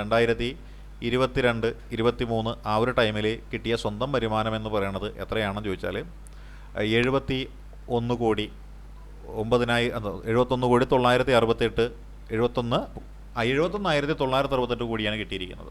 അത് 2023-24 74,329 വന്നു. ഏത് നോൺ ടാക്സ് റവന്യൂ എന്ന് പറയുന്നത് tax versus non tax revenue ആണ്. ഇപ്പോൾ ടാക്സ് റവന്യൂ ആണ് ഈ കൊടുത്തിരിക്കുന്നതെല്ലാം, ഇപ്പുറത്ത് കൊടുത്തിരിക്കുന്നതെല്ലാം നോൺ ടാക്സ് റവന്യൂ ആണ്. അപ്പോൾ നോൺ ടാക്സ് റവന്യൂ ആണ് കുറച്ച് നാളുകളായിട്ട് കൂടിക്കൊണ്ടിരിക്കുന്നത് എന്ന് നമ്മളൊന്ന് മനസ്സിലാക്കിയാൽ മതി കേട്ടോ, കൂടിക്കൊണ്ടിരിക്കുന്നത്. പിന്നെ ടോട്ടൽ ടാക്സ് റവന്യൂ നമ്മൾ നോക്കിയാൽ ഓൺ ടാക്സ് എന്ന് പറയുമ്പോൾ ഈ പറഞ്ഞ 90 ഈ രീതിയിലാണ് വരുന്നത്. അപ്പോൾ അത് നോക്കേണ്ട കാര്യമില്ല, ഏതൊക്കെ രീതിയിലാണ് വരുമാനം വരുന്നത് എന്ന് മാത്രം ജനറൽ ഐഡിയ നമ്മൾ എടുത്താൽ മതി. നോൺ ടാക്സ് റവന്യൂ വരുന്നുണ്ട്, അതേപോലെ own tax, non tax, grant and എയ്ഡും എല്ലാം വരുന്നുണ്ട്. അപ്പോൾ നോൺ ടാക്സ് റവന്യൂ എന്ന് പറയുന്നത് ഈ കാണിച്ചിരിക്കുന്നതാണ്, അത് കൂടിയിട്ടേ ഉള്ളൂ. ഓൺ ടാക്സ് എന്ന് പറയുന്നതും കൂടിയിട്ടേ ഉള്ളൂ. ഗ്രാൻഡ് ആൻഡ് എയ്ഡ് എന്ന് പറയണത് കേന്ദ്രത്തിൽ നിന്നുള്ളത് കുറഞ്ഞിട്ടേ ഉള്ളൂ. ആ ഒരു കണക്ക് മാത്രം ഓർത്താൽ മതി നിങ്ങൾ. അതായത് ഓരോ വർഷം കൂടുന്തോറും തനത് വരുമാനം എന്ന് പറയുന്നത് വർദ്ധിക്കുന്നുണ്ട്, നോൺ ടാക്സ് റവന്യൂ എന്ന് പറയുന്നത് വർദ്ധിക്കുന്നുണ്ട്. എന്നാൽ കേന്ദ്രത്തിൽ നിന്ന് കിട്ടുന്ന സഹായധനം എന്ന് പറയുന്നത് കുറഞ്ഞുകൊണ്ടിരിക്കുന്നു. ഇത് മാത്രമാണ് നമ്മൾ ഇതിൽ നിന്ന് മനസ്സിലാക്കേണ്ടുന്ന പോയിന്റ് എന്ന് പറയുന്നത്. കണക്കൊന്നും പഠിക്കാൻ നിൽക്കേണ്ട കേട്ടോ. ഇനിയോ Kerala continues to depend significantly on taxes and lotteries, അതെല്ലാവർക്കും അറിയാം അല്ലേ. പിന്നെയോ the share of ONTR especially from lotteries is substantial but unsustainable long time reliance on central grants in declining, making own resource mobilisation even more critical. അതായത് കേന്ദ്രത്തിൽ നിന്ന് കിട്ടുന്ന ധനസഹായം എന്ന് പറയുന്നത് നാൾക്ക് നാൾ കുറഞ്ഞുകൊണ്ടിരിക്കുമ്പോൾ നമ്മുടെ സംസ്ഥാനത്തിൻ്റെ സാമ്പത്തിക സ്രോതസ്സ് മെച്ചപ്പെടുത്തിയെടുക്കുക, അതിൻ്റെ ഉറവ എന്ന് പറയുന്നത് കൂട്ടിയെടുക്കുക എന്നതാണ് നമ്മുടെ ഗവൺമെൻറ് ചെയ്യേണ്ടത്. അതിന് വേണ്ടിയിട്ട് എന്താണ്, ടാക്സ് റവന്യൂവിന് പുറമെ ടാക്സ് പിരിച്ചെടുക്കാനായിട്ടുള്ള സോഴ്സ് കുറവാണെങ്കിൽ നോൺ ടാക്സ് റവന്യൂ എന്ന് പറയുന്നത് നമ്മൾ കണ്ടെത്തുന്നു, ഫൈനുകൾ നമ്മൾ കണ്ടെത്തുന്നു. അതുകൊണ്ടാണ് ലോട്ടറികൾ എന്ന് പറയുന്നത് ദിവസേന നറുക്കെടുക്കുന്ന ലോട്ടറികൾ എന്ന രീതിയിലേക്ക് സംവിധാനം മാറിയിട്ടുണ്ട്. റോഡുകളിലൂടെ പോകുന്ന യാത്രക്കാരെ കൈ കാണിച്ച് നിർത്തിയിട്ട് ആ ഒരു ഫൈൻ അടപ്പിച്ചുകൊണ്ട് വരുമാന വർധനവ് നടത്താനായിട്ട് പോലീസിൻ്റെ പ്രധാനപ്പെട്ട ഡ്യൂട്ടി ഇപ്പോൾ ക്രമസമാധാന പാലനമല്ല, ഇതായിട്ട് മാറിയിരിക്കുകയാണ്. അപ്പോൾ നോക്കിയാൽ വരുമാന വർധനവാണ് ഇതെല്ലാം കൊണ്ട് ഉദ്ദേശിക്കുന്നത് കേട്ടോ. തമാശ പറഞ്ഞതാണ്, അങ്ങനെയൊന്നും എഴുതരുത് കേട്ടോ, നമ്മുടെ ഒരു അനുഭവം പറയുന്നതാണ്. മിക്കവാറും നമ്മളൊരു 20 കിലോമീറ്റർ ദൂരം യാത്ര ചെയ്ത് ഡെയിലി അല്ലെങ്കിൽ നമ്മൾ പോകുന്നു വയ്ക്കുക, അതിനിടയ്ക്ക് ഒരു പോലീസ് സ്റ്റേഷൻ ഒരു 3 പോലീസ് സ്റ്റേഷൻ്റെ പരിധി ഉണ്ടെന്ന് കണക്കാക്കുക. അങ്ങനെയാണെന്നുണ്ടെങ്കിൽ നമ്മൾ പോകുന്ന റോഡിൻ്റെ സൈഡിൽ 3 പോലീസ് സ്റ്റേഷനിലും പോലീസുകാർ കൈ കാണിക്കാൻ നിൽപ്പുണ്ടായിരിക്കും വണ്ടിക്ക്. അതാണ് ഒരു ചരിത്രം. ഇനി ഇതിൻ്റെ സിഗ്നിഫിക്കൻസ് നമ്മളിപ്പോൾ പറഞ്ഞ ടാക്സ് റവന്യൂവിൻ്റെ നോൺ ടാക്സ് റവന്യൂവിൻ്റെ ഒരു സിഗ്നിഫിക്കൻസിലേക്ക് നമ്മൾ വന്നു കഴിഞ്ഞാൽ നമുക്ക് മനസ്സിലാക്കാൻ പറ്റുക എന്താണ്, ഫിനാൻഷ്യൽ സസ്റ്റൈനബിലിറ്റി എന്ന് പറയുന്നൊരു ഘടകമുണ്ട്. Financial sustainability. അപ്പോൾ ഇവിടെ കാണിക്കുന്ന കാര്യം growing dependence on volatile sources like lotteries poses risks, diversification of ONDR and improving tax base efficiency are key policy needs. അതായത് ലോട്ടറി എന്ന് പറയുന്നൊരു സാധനത്തെ മാത്രം നമ്മളിങ്ങനെ ആശ്രയിച്ചുകൊണ്ടൊരിക്കലും പോകരുത്. കാര്യം ലോട്ടറി വരുമാനം എന്ന് പറയുന്നത് നമ്മുടെ നോൺ ടാക്സ് റവന്യൂവിൻ്റെ 80% വരുന്നത് ലോട്ടറിയിൽ നിന്നാണ് വരുന്നതെന്നാണ് പറയണത്. അപ്പോൾ ലോട്ടറി എടുക്കേണ്ടെന്ന് കേരളത്തിലെ ജനത ഒരു സുപ്രഭാതത്തിൽ തീരുമാനിച്ചു കഴിഞ്ഞാൽ ലോട്ടറി വരുമാനം നിലച്ചു. അപ്പോൾ അതിന് പകരമായിട്ട് മറ്റ് സോഴ്സുകൾ നമ്മൾ കണ്ടെത്തുന്ന രീതിയിൽ പോളിസികൾ ഡെവലപ്പ് ചെയ്തെങ്കിൽ മാത്രമേ നമുക്ക് ഒരു സാമ്പത്തിക സുരക്ഷിതത്വം ഉണ്ടാവുകയുള്ളൂ എന്നൊരു നിലപാടിലേക്കാണ് നമ്മൾ മനസ്സിലാക്കേണ്ടത്. ഇനി ഇതിൻ്റെ എഫിഷ്യൻസി ഗെയിൻസ് നോക്കിയാലോ, state must strengthen GST and property tax collections, reduce arrears and utilise technology for transparency. അതായത് നികുതി പിരിവ് ഊർജിതമാക്കണമെന്നാണ് പറയുന്നത്. നികുതി പിരിവ് എന്ന് പറയുന്നത് ഊർജിതമാക്കണം. നികുതി പിരിവ് ഊർജിതമാകാത്തതിൻ്റെ കാര്യമെന്ന് വെച്ചാൽ എന്താണ്, അവിടെ ഒരു റെഡ് ടേപ്പിസവും കറപ്ഷനും ഒക്കെ ഉള്ളതുകൊണ്ടാണ്. അപ്പോൾ അതൊക്കെ ഒഴിവാക്കിക്കൊണ്ട് നമ്മൾ എന്ത് ചെയ്യുക, നമ്മളുടെ നികുതി എന്ന് പറയുന്നത് പെർഫെക്റ്റായിട്ട് പിരിച്ചെടുക്കുന്നൊരു സംവിധാനത്തിലേക്ക് നമ്മൾ മാറുക എന്നാണ് ഇതുകൊണ്ട് അർത്ഥമാക്കുന്നത്. ഇനിയോ കമ്പാരിറ്റീവ് പെർസ്പെക്റ്റീവ് എന്ന് പറഞ്ഞ സംവിധാനമുണ്ട്. കമ്പാരിറ്റീവ് പെർസ്പെക്റ്റീവ് എന്താണ് കമ്പാരിറ്റീവ് പെർസ്പെക്റ്റീവ് എന്ന് ചോദിച്ചു കഴിഞ്ഞാൽ, Kerala underleverages its economic potential compared to other developed states, room for systematic reforms. അപ്പോൾ നമ്മളെപ്പോഴും നമ്മുടെ വരുമാനം എത്ര, മറ്റുള്ളവരുടെ വരുമാനം എത്ര എന്നൊരു കമ്പാരിസൺ നമ്മളെപ്പോഴും നടത്തണം. നമുക്ക് കിട്ടുന്ന മാർക്ക് എത്ര, നമ്മുടെ കൂട്ടത്തിരിക്കുന്നവന് കിട്ടുന്ന മാർക്ക് എത്ര, അവന് നമ്മളെക്കാൾ കൂടുതൽ മാർക്ക് കൂടുതലാണെങ്കിൽ അടുത്ത പരീക്ഷയ്ക്ക് അവനേക്കാൾ കൂടുതൽ മാർക്ക് മേടിക്കാൻ നമ്മുടെ ഉള്ളിൽ ഒരു പ്രചോദനം ഉണ്ടാകുന്നത് പോലെ നമ്മുടെ ചുറ്റുവട്ടത്തുള്ള സംസ്ഥാനങ്ങളുടെ സാമ്പത്തിക സ്രോതസ്സും സാമ്പത്തിക നിലവാരവും ഒക്കെ നമ്മൾ കണ്ട് മനസ്സിലാക്കിയിട്ട് എന്ത് ചെയ്യണം, അതേ രീതിയിൽ അതിനെ മറികടക്കാൻ വേണ്ടുന്ന പരിശ്രമങ്ങൾ നടത്തുകയാണ് വേണ്ടത്. അതാണ് ഈ കമ്പാരിറ്റീവ് പെർസ്പെക്റ്റീവ് എന്നതുകൊണ്ട് ഉദ്ദേശിക്കുന്നത്. ഇനി പോളിസി, അതേപോലെ പോളിസി ഇമ്പരറ്റീവ് എന്ന് പറഞ്ഞിട്ടുള്ള ഒരു സംവിധാനമുള്ള പോളിസി ഇമ്പരറ്റീവ് എന്ന് പറഞ്ഞിട്ടുള്ള സംവിധാനം. അതിലേക്ക് നമ്മൾ നോക്കിയാൽ shift towards more productive and stable revenues, user charges, service levies, better tax compliance will booster institutional fiscal resilience. അതായത് കുറച്ചുകൂടി മെച്ചപ്പെട്ട തരത്തിലുള്ള പോളിസികൾ നമ്മൾ കൊണ്ടുവന്ന് നടപ്പിലാക്കി കഴിയുമ്പോൾ അവിടെ സംഭവിക്കുന്ന മാറ്റം എന്ന് വെച്ചാൽ എന്താണെന്നറിയാമോ, നമുക്ക് സ്ഥിരമായിട്ടുള്ള ഒരു വരുമാനം എന്ന് പറയുന്നുണ്ടാവും. ഇപ്പോൾ നമ്മുടെ വരുമാനം പ്രധാനമായിട്ട് നമ്മുടെ ഏറ്റവും കൂടുതൽ ആളുകൾ വർക്ക് ചെയ്യുന്ന മേഖല എവിടെയാണ്, സർവീസ് സെക്ടറാണ്. അപ്പോൾ സർവീസ് നമുക്ക് എന്തുകൊണ്ട് ചെയ്യാൻ പറ്റുന്ന കാര്യം എന്താണ്, സർവീസ് ലെവി ഏർപ്പെടുത്താം, നമ്മൾ ഉപഭോക്താക്കളാണ്, അപ്പോൾ യൂസർ ചാർജുകൾ ഏർപ്പെടുത്താം. അങ്ങനെ വരുമാനം എന്ന് പറയുന്നത് ഓരോരോ സോഴ്സിലൂടെ നമ്മൾ കണ്ടെത്തുക എന്നതാണ് ഇവിടെ നമ്മൾ പ്രധാനമായിട്ടും മനസ്സിലാക്കേണ്ടുന്ന കാര്യമെന്ന് പറയുന്നത്. അപ്പോൾ നമ്മളിപ്പോൾ നോക്കിയ മേഖല എന്ന് വെച്ചാൽ നമ്മുടെ റവന്യൂവുമായി ബന്ധപ്പെട്ടുകൊണ്ടുള്ള ഒരു മേഖലയെക്കുറിച്ചാണ് നമ്മൾ നോക്കിയത്. അതിൽ നമ്മൾ നോക്കിയ ടാക്സ് റവന്യൂ ഇൻ കേരള നമ്മൾ നോക്കിയപ്പോൾ നമ്മുടെ ടാക്സ് റവന്യൂ എന്ന് പറയുന്നത് കൂടിയിട്ടുണ്ട്. അത് കേന്ദ്രത്തിൽ നിന്ന് കിട്ടുന്നതും കൂടിയിട്ടുണ്ട്, നമ്മുടെ തനത് പിരിവ് നമുക്ക് കൂടിയിട്ടുണ്ട് എന്ന് നമ്മൾ പറഞ്ഞു. എന്നിട്ട് നമ്മൾ പിന്നെ നോക്കിയത് എന്താണ്, നമ്മുടെ തനത് വരുമാനം ഏതാണെന്ന് നോക്കി. GST ഉണ്ട്, സെയിൽസ് ടാക്സ് ഉണ്ട്, സ്റ്റാമ്പ് ഡ്യൂട്ടി, രജിസ്ട്രേഷൻ ഫീസ് ഉണ്ട്, മോട്ടോർ വെഹിക്കിൾ ടാക്സ് ഉണ്ട്, സ്റ്റേറ്റ് എക്സൈസ് ഡ്യൂട്ടി ഉണ്ട്, ലാൻഡ് റവന്യൂ ഉണ്ട്, ടാക്സസ് ഓൺ ഇലക്ട്രിസിറ്റി ഉണ്ടെന്ന് പറഞ്ഞു. പിന്നെ നമ്മൾ നേരിടുന്ന പ്രധാനപ്പെട്ട ചലഞ്ച് എന്തെന്ന് ചോദിച്ചു കഴിഞ്ഞാൽ, നികുതി പിരിച്ചെടുക്കാൻ നമുക്കൊരു ബുദ്ധിമുട്ടുണ്ട് അല്ലേ. അതിന് നമ്മൾ പറയുന്ന പേരാണെന്നാണ് അരിയർ എന്നാണ് പറയുന്നത്. അരിയർ എന്ന് പറയുന്നതുകൊണ്ട് അത് പിരിച്ചെടുക്കാനായിട്ട് നമുക്ക് സാധിക്കുന്നില്ല, നമ്മുടെ ഒരു പോരായ്മയായിട്ട് നമ്മൾ പറയുന്നത്. പിന്നെ നമ്മൾ നോക്കിക്കഴിഞ്ഞാൽ അടുത്ത പോയിൻ്റായിട്ട് നമ്മൾ പറഞ്ഞ മറ്റ് സംസ്ഥാനങ്ങളുമായിട്ട് താരതമ്യപ്പെടുത്തുമ്പോൾ നമ്മൾ സാമ്പത്തികമായിട്ട് പിന്നിലും അതേപോലെ മാനുഷിക വികസനത്തിൽ മുന്നിലുമാണ് എന്ന് നമ്മൾ പറഞ്ഞു. പിന്നെ നോൺ ടാക്സ് റവന്യൂവിനെ പറ്റി നമ്മൾ പറഞ്ഞു. നോൺ ടാക്സ് റവന്യൂ എന്ന് പറയുന്നത് ലോട്ടറി പോലെയുള്ള വരുമാനമാണ് എന്നാണ് നമ്മൾ സൂചിപ്പിച്ചത്. അത് 80% ലോട്ടറി വരുമാനവും ബാക്കി സോഷ്യൽ സർവീസിലും ഫോറസ്റ്റ് റവന്യൂ ഒക്കെ ആയിട്ടുള്ളതാണെന്ന് നമ്മൾ പറഞ്ഞു. പിന്നെ ലോക്കൽ ഗവൺമെൻറ്റിൻ്റെ കാര്യം നമ്മൾ പറഞ്ഞു അല്ലേ. ലോക്കൽ ഗവൺമെൻറ് ONTR എന്ന് പറഞ്ഞിട്ടുള്ള വരുമാനത്തിലൂടെയാണ് മിക്കവാറും പിടിച്ചു നിൽക്കുന്നത് എന്ന് പറഞ്ഞു. അവർക്ക് മാർക്കറ്റുകളും സിനിമാ തിയേറ്ററുകളും വ്യാപാരശാലകളും ഒക്കെ ലൈസൻസ് കൊടുക്കുന്നത് വഴി കിട്ടുന്നുണ്ട്. ഗേറ്റ് ഫീ ഉണ്ട്, മാർക്കറ്റ് പാർക്കിംഗ് സ്ലോട്ടർ ഹൗസിനൊക്കെ ഏർപ്പെടുത്തുന്ന ആ ഒരു ഫീസുണ്ട്. പിന്നെ ഗവൺമെൻറ് പ്രോപ്പർട്ടിയിൽ നിന്ന് പിരിച്ചെടുക്കുന്ന വാടകയുണ്ട്, പെർമിറ്റ് ഫീസും രജിസ്ട്രേഷൻ ചാർജും എല്ലാം അവിടെ നടക്കുന്നുണ്ടെന്ന് പറഞ്ഞു. പിന്നെ നമ്മൾ വീണ്ടും പറഞ്ഞ കാര്യം എന്താണ്, നമ്മുടെ റവന്യൂവിൻ്റെ സമ്മറിയാണ് നമ്മൾ നോക്കിയത്. അപ്പോൾ ഓൺ ടാക്സ് റവന്യൂ എന്ന് പറയുന്നതും നോൺ ടാക്സ് റവന്യൂ എന്ന് പറയുന്നതും ഓരോ വർഷവും വർദ്ധിച്ചു കൊണ്ടിരിക്കുമ്പോൾ കുറഞ്ഞു വരുന്നത് ഗ്രാൻഡ് ഇൻ എയ്ഡ് എന്ന് പറഞ്ഞിട്ടുള്ളൊരു കാര്യം മാത്രമാണ് എന്ന് നമ്മൾ പറഞ്ഞു. എന്നിട്ട് നമ്മളുടെ ഈ ടാക്സ് റവന്യൂവിൻ്റെ സിഗ്നിഫിക്കൻസിനെ പറ്റി നമ്മൾ പറഞ്ഞു, അതിൻ്റെ എഫിഷ്യൻസിയെ പറ്റി നമ്മൾ പറഞ്ഞു, കമ്പാരിസൺ പെർസ്പെക്റ്റീവിനെ പറ്റി നമ്മൾ പറഞ്ഞു, അതിൻ്റെ പോളിസി ഇമ്പരറ്റീവിനെ പറ്റി നമ്മളിവിടെ സൂചിപ്പിച്ചു. ഇനി നമ്മൾ നോക്കുന്ന അടുത്ത മേഖല എന്ന് പറയുന്നത് എന്താണെന്ന് അറിയാമോ? ഇതിൻ്റെ ടോട്ടൽ ഒരു എക്സ്പെൻഡിച്ചർ എന്ന് പറയുന്ന ഒരു മേഖലയെ നമ്മൾ നോക്കുന്നത്. അപ്പോൾ എക്സ്പെൻഡിച്ചറുമായി ബന്ധപ്പെട്ടുള്ള കാര്യങ്ങൾ നമ്മൾ total and sectoral expenditure overview എന്നൊരു മേഖലയിലേക്കാണ് നമ്മൾ പോകുന്നത്.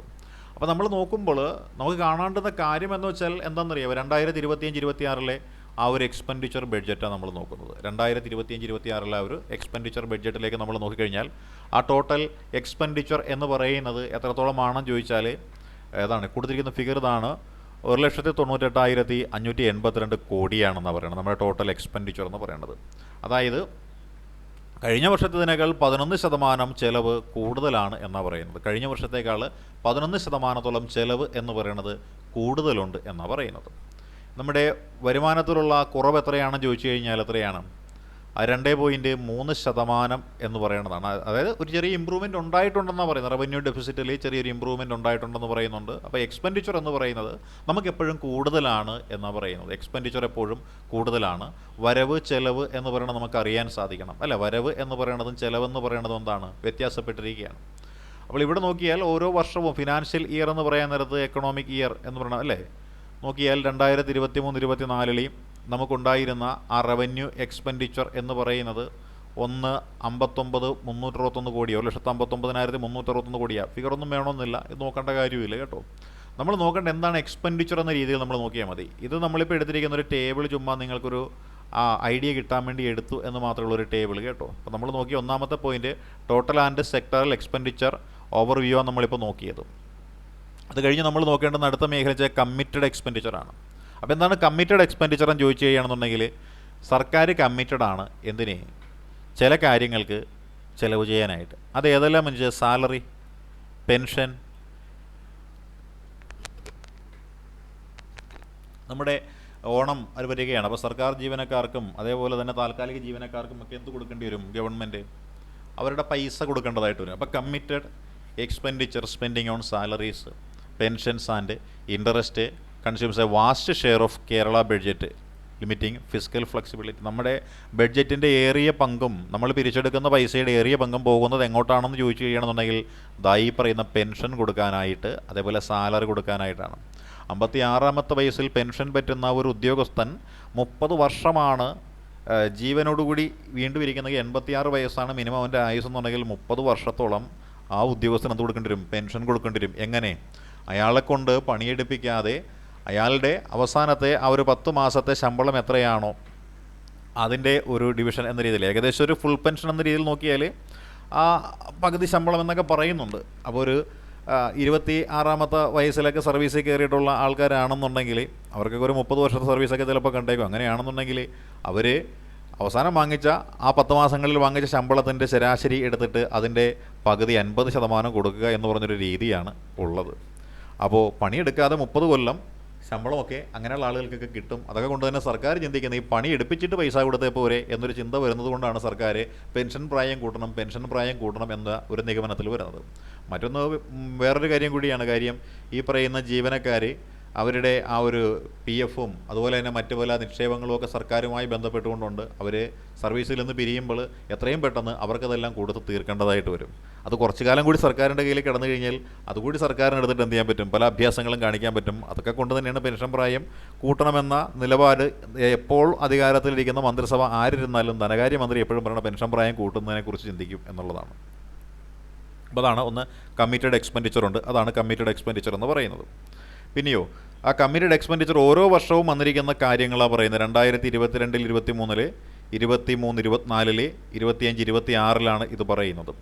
അപ്പോൾ അങ്ങനെ നോക്കിയാൽ salaries, pension, interest payment, total committed percentage revenue, receipts എന്നൊക്കെയുള്ള ആ ഒരു കണക്കാണ് നമ്മളിവിടെ കൊടുത്തിരിക്കുന്നത്. ആ കണക്ക് നോക്കേണ്ട കാര്യമൊന്നുമില്ല. എന്താണ് കമ്മിറ്റഡ് എക്സ്പെൻഡിച്ചർ, അത് ഗവൺമെൻറ്റിൻ്റെ ഒരു ബാധ്യതയായിട്ട് നമ്മൾ മനസ്സിലാക്കിയാൽ മതിയാവും കേട്ടോ. ഇനി സെക്ടറൽ എക്സ്പെൻഡിച്ചർ, ഓരോ സെക്ടറിലുമുള്ള എക്സ്പെൻഡിച്ചർ നമ്മൾ നോക്കിക്കഴിഞ്ഞാൽ നമ്മൾ നിർബന്ധമായിട്ടും പൈസ കൊടുക്കേണ്ടുന്ന കുറേ കാര്യങ്ങളുണ്ട്. ചില മേഖലയിൽ നമുക്ക് പൈസ കിട്ടും, പക്ഷേ ചില മേഖലയിൽ പൈസ കിട്ടില്ല, അങ്ങോട്ട് നമ്മൾ മുടക്കിക്കൊണ്ടേയിരിക്കാൻ പറ്റുള്ളൂ. അതായത് നമ്മുടെ എഡ്യൂക്കേഷൻ എന്ന് പറഞ്ഞൊരു വകുപ്പുണ്ട്, വിദ്യാഭ്യാസ മേഖല എന്ന് പറയുന്നതാണ്. ആ വിദ്യാഭ്യാസ മേഖല എന്ന് പറയുന്നത് ഗവൺമെൻറ്റിൻ്റെ ഫണ്ട് അങ്ങോട്ടേക്ക് ഇറങ്ങുന്നതാണ്. അടിസ്ഥാന വിദ്യാഭ്യാസം, പ്രാഥമിക വിദ്യാഭ്യാസം, അല്ലേ, കോളേജ് വിദ്യാഭ്യാസം, മെറിറ്റിൽ കിട്ടുന്ന എല്ലാവർക്കുമുള്ള വിദ്യാഭ്യാസത്തിനുള്ള ഫണ്ട് എന്ന് പറയുന്നത് സർക്കാരിൻ്റെ കയ്യിൽ നിന്ന് ഇറങ്ങുന്നതാണ്. അതുപോലെ മെഡിക്കൽ ആൻഡ് പബ്ലിക് ഹെൽത്ത് എന്ന് പറയുന്നത് എന്താണ്, സർക്കാർ അങ്ങോട്ട് കാശ് മുടക്കുന്നതാണ്. മെഡിക്കൽ കോളേജ് ആശുപത്രികൾ, താലൂക്ക് ആശുപത്രികൾ, അതേപോലെ കമ്മ്യൂണിറ്റി ഹെൽത്ത് സെൻ്ററുകൾ, പ്രൈമറി ഹെൽത്ത് സെൻ്ററുകൾ, ഇതൊക്കെ എന്താ പറയുക, സർക്കാരിൻ്റെ കയ്യിൽ നിന്ന് കാശ് അങ്ങോട്ടേക്ക് ചിലവാകുന്ന ഒരു ഏരിയ തന്നെയാണ്. അത് സർവീസിൻ്റെ ഭാഗമായിട്ട് വരുന്ന കാര്യമാണ്. പിന്നെ ലോക്കൽ ബോഡീസ് അസിസ്റ്റൻസ് എന്ന് വരുന്നുണ്ട്. തദ്ദേശ സ്വയംഭരണ സ്ഥാപനങ്ങളെ അവരുടെ വികസന പ്രവർത്തനങ്ങൾക്കായിട്ട് സഹായിക്കുക എന്ന് പറയുന്നുണ്ട്. അതേപോലെ പബ്ലിക് വർക്ക്സ്, റോഡ്, അതുപോലെയുള്ള അടിസ്ഥാന സൗകര്യങ്ങൾ PWDയുമായി ബന്ധപ്പെട്ടുകൊണ്ട് കൈകാര്യം ചെയ്യുക എന്ന് പറയുന്നുണ്ട്. പിന്നെ സോഷ്യൽ വെൽഫെയർ സ്കീംസ്, സാമൂഹിക ക്ഷേമ പദ്ധതികൾ, പെൻഷൻ മുതലായ കാര്യങ്ങളൊക്കെ, പെൻഷനല്ല മറ്റു പല സ്കീമുകളൊക്കെ ഉണ്ടല്ലോ, വയോമിത്രം, അതുപോലെ തന്നെ വയോ പുഞ്ചിരി എന്നൊക്കെ പറയുന്ന സ്കീമുണ്ടല്ലോ, അതായത് ഹൃദയാമൃതം, അങ്ങനെയൊക്കെയുള്ള സ്കീമുകളൊക്കെ ഇല്ലേ, അതുപോലുള്ള കുറേയധികം സ്കീമുകളൊക്കെ ഈ പറയുന്ന ചിലവായിട്ട് പെടുന്ന കാര്യങ്ങളാണ്. അതെല്ലാം ചെയ്തേ പറ്റുകയുള്ളൂ, അല്ലേ. അപ്പോൾ നമ്മൾ നോക്കിയാൽ എഡ്യൂക്കേഷന് വേണ്ടിയിട്ട്, മെഡിക്കൽ ആൻഡ് ഹെൽത്ത് അതുപോലെ മേഖലയ്ക്ക് വേണ്ടിയിട്ട്, തദ്ദേശ സ്വയംഭരണ സ്ഥാപനങ്ങളെ സഹായിക്കാൻ വേണ്ടിയിട്ട്, പബ്ലിക് വർക്ക്സിന് വേണ്ടിയിട്ട്, സോഷ്യൽ വെൽഫെയറിന് വേണ്ടിയിട്ടൊക്കെ ഗവൺമെൻറ്റിന് ഫണ്ട് കൊടുക്കണം. പക്ഷേ 70% പെൻഷനും സാലറിയും കൊടുത്തു കഴിഞ്ഞാൽ ബാക്കി 30 അവിടെ കൊടുക്കാനായിട്ടുള്ളൂ എന്നുള്ളതാണ് പോരായ്മയായിട്ട് നമ്മൾ പറയുന്നത്. ഇനി നമ്മൾ നോക്കിയാൽ 2018-19 വിദ്യാഭ്യാസത്തിനും മറ്റുമൊക്കെ കൊടുത്ത മേഖലയാണ് ഈ പൈസയുടെ കണക്കായി കൊടുക്കുന്നത്. അപ്പോൾ നമ്മൾ പൈസയുടെ കണക്കൊന്നും നോക്കേണ്ട കാര്യമില്ല, ഏതൊക്കെ മേഖലയ്ക്ക് മുടക്കുന്നുണ്ട് എന്ന് മാത്രം ഒരു അറിവ് നമുക്ക് കിട്ടിയാൽ മതി.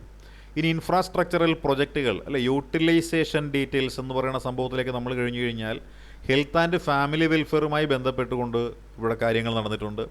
അഗ്രികൾച്ചറൽ ആൻഡ് ഫാർമേഴ്സ് വെൽഫെയറുമായി ബന്ധപ്പെട്ടുകൊണ്ട് ഇവിടെ കാര്യങ്ങൾ നടന്നിട്ടുണ്ട്. ഷെഡ്യൂൾഡ് കാസ്റ്റ്, ഷെഡ്യൂൾഡ് ട്രൈബുകളുടെ ഉന്നമനം കാംക്ഷിച്ചുകൊണ്ടുള്ള കാര്യങ്ങൾ ഇവിടെ നടന്നിട്ടുണ്ട്.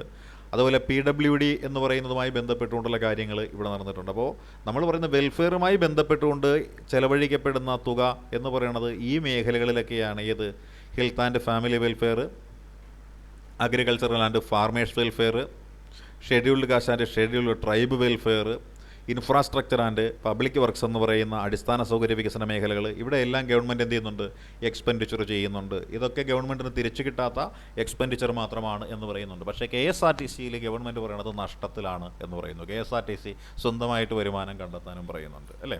ബാക്കിയുള്ള മേഖലയെല്ലാം അങ്ങോട്ടേക്ക് ഇൻവെസ്റ്റ് ചെയ്യുന്നു, അവിടെ നിന്നൊരു വരുമാനവും കിട്ടുന്നില്ല. KSRTC കുറച്ചാണെങ്കിലും വരുമാനം ഉണ്ടാക്കി കൊടുക്കുന്നുണ്ട്, പക്ഷേ ആ പാവങ്ങൾക്ക് ശമ്പളം പോലും കൊടുക്കുന്നില്ല കൃത്യമായിട്ട്. അപ്പോൾ നമ്മൾ നോക്കിയാൽ അടുത്ത ഒരു ഏരിയയിലേക്ക് നമ്മൾ പോയി കഴിഞ്ഞാൽ നമുക്ക് മനസ്സിലാക്കാൻ പറ്റുന്ന കാര്യമെന്ന് പറയുന്നത് ഏതെന്ന് ചോദിച്ചാൽ ലോക്കൽ സെൽഫ് ഗവൺമെൻറ്റുമായി ബന്ധപ്പെട്ടിട്ടുള്ള കുറച്ച് കാര്യങ്ങളാണ്, എക്സ്പെൻഡിച്ചറുമായി ബന്ധപ്പെട്ടുള്ള കാര്യങ്ങളാണ്. അപ്പോൾ 2023-24 കാലയളവിൽ ഈ 27% അല്ലേ, നമ്മുടെ കേന്ദ്രമല്ല, നമ്മുടെ സംസ്ഥാനത്തിൻ്റെ സ്റ്റേറ്റ് പ്ലാനുണ്ട്. ആ സ്റ്റേറ്റ് പ്ലാൻ വെച്ചാൽ സംസ്ഥാനം തയ്യാറാക്കുന്ന പ്ലാൻഡ് എക്സ്പെൻഡിച്ചറാണ്. അതിൽ ഈ തദ്ദേശ സ്വയംഭരണ സ്ഥാപനങ്ങൾക്ക് വേണ്ടിയിട്ട് 2023 27% തുകയാണ് അനുവദിച്ചു കൊടുത്തിരുന്നത് എന്നുണ്ടെങ്കിൽ നെക്സ്റ്റ് ഇയറിൽ അത് വർദ്ധിച്ച് 28.9% കൊണ്ടുവരികയാണ്. അപ്പോൾ പ്ലാൻഡ് എക്സ്പെൻഡിച്ചർ എന്ന് പറയുന്നത് വികസന പദ്ധതികളാണ്. ആ വികസന പദ്ധതികളാണ് ഈ പറയുന്ന ഫണ്ട് സർക്കാരിൽ നിന്ന് കിട്ടുന്നത്. അപ്പോൾ ഓരോ പഞ്ചായത്തിനും തനത് സംവിധാനങ്ങൾ കാണും. ചില ഗ്രാമപഞ്ചായത്തുകളൊക്കെ തരിശുരഹിത ഗ്രാമപഞ്ചായത്ത് എന്നൊരു മുദ്രാവാക്യം ഏറ്റെടുക്കും. ചിലരാണെന്നുണ്ടെങ്കിൽ എന്ത് ചെയ്യുന്നു, സമഗ്ര മത്സ്യഗ്രാമം പ്രൊജക്റ്റ് എന്ന് പറഞ്ഞ സംഭവങ്ങൾ ഏറ്റെടുക്കും. അങ്ങനെ എന്തെങ്കിലുമൊക്കെ ഇട്ട് പ്രൊജക്റ്റുകളൊക്കെ ഏറ്റെടുത്ത് അത് വിജയിപ്പിക്കാനുള്ളൊരു ശ്രമം ഈ പറയുന്ന സംസ്ഥാന സർക്കാരിൻ്റെ ധനസഹായത്തോടു കൂടി ഉണ്ടാവും. നമ്മുടെ പഞ്ചായത്തിൽ എന്തെങ്കിലും ഉണ്ടായിരുന്നു സാറേ അങ്ങനെ എന്തെങ്കിലും പ്രൊജക്റ്റുകൾ? സാറ് ഞങ്ങളവിടെ അങ്ങനെയുള്ള പ്രൊജക്റ്റുകൾ ചെയ്യാൻ പറ്റുന്ന ഒരു റിസോഴ്സസ് ഒന്നും ഇല്ല. ഞങ്ങൾ പക്ഷെ ഒരു സ്ഥലം ടൂറിസമായിട്ട് ബന്ധപ്പെട്ട് ഡെവലപ്പ് ചെയ്ത് എടുത്തിട്ടുണ്ട്. അവിടെ ഒരു ഉയർന്ന ഒരു കുന്നും പ്രദേശം ഒരു ഹാപ്പിനെസ് പാർക്ക് പോലെ ആക്കി, പിന്നെ അതില് കുട്ടികൾക്ക് കളിക്കാനൊക്കെയുള്ള ഒരു സാധനങ്ങളൊക്കെ ഉണ്ടാക്കി അതിന് ടിക്കറ്റ് ഒക്കെ വാങ്ങിക്കുന്ന രീതിയിൽ കുറച്ച് വരുമാനം ഉണ്ടാക്കുന്ന രീതിയിൽ ഒരു സാധനം ഉണ്ടാക്കിയിട്ടുണ്ട്. അത് നല്ല ഐഡിയ ആണ്. ടൂറിസം സാധ്യത അതെ, പരമാവധി വേറെ ഒന്നും പ്രയോജനപ്പെടുത്തുക. പറ്റിയില്ലെങ്കിൽ പിന്നെ അത് മാത്രല്ലേ പറ്റുള്ളൂ. അതെ അതെ അതെ. അപ്പോൾ കീ ഇൻസൈറ്റ്സ് നമുക്ക് നോക്കാം. ഇപ്പോൾ കീ ഇൻസൈറ്റ്സ് നോക്കിക്കഴിഞ്ഞാൽ എന്തായിരിക്കാം? Social sectors and decentralisation remain critical expenditure priorities.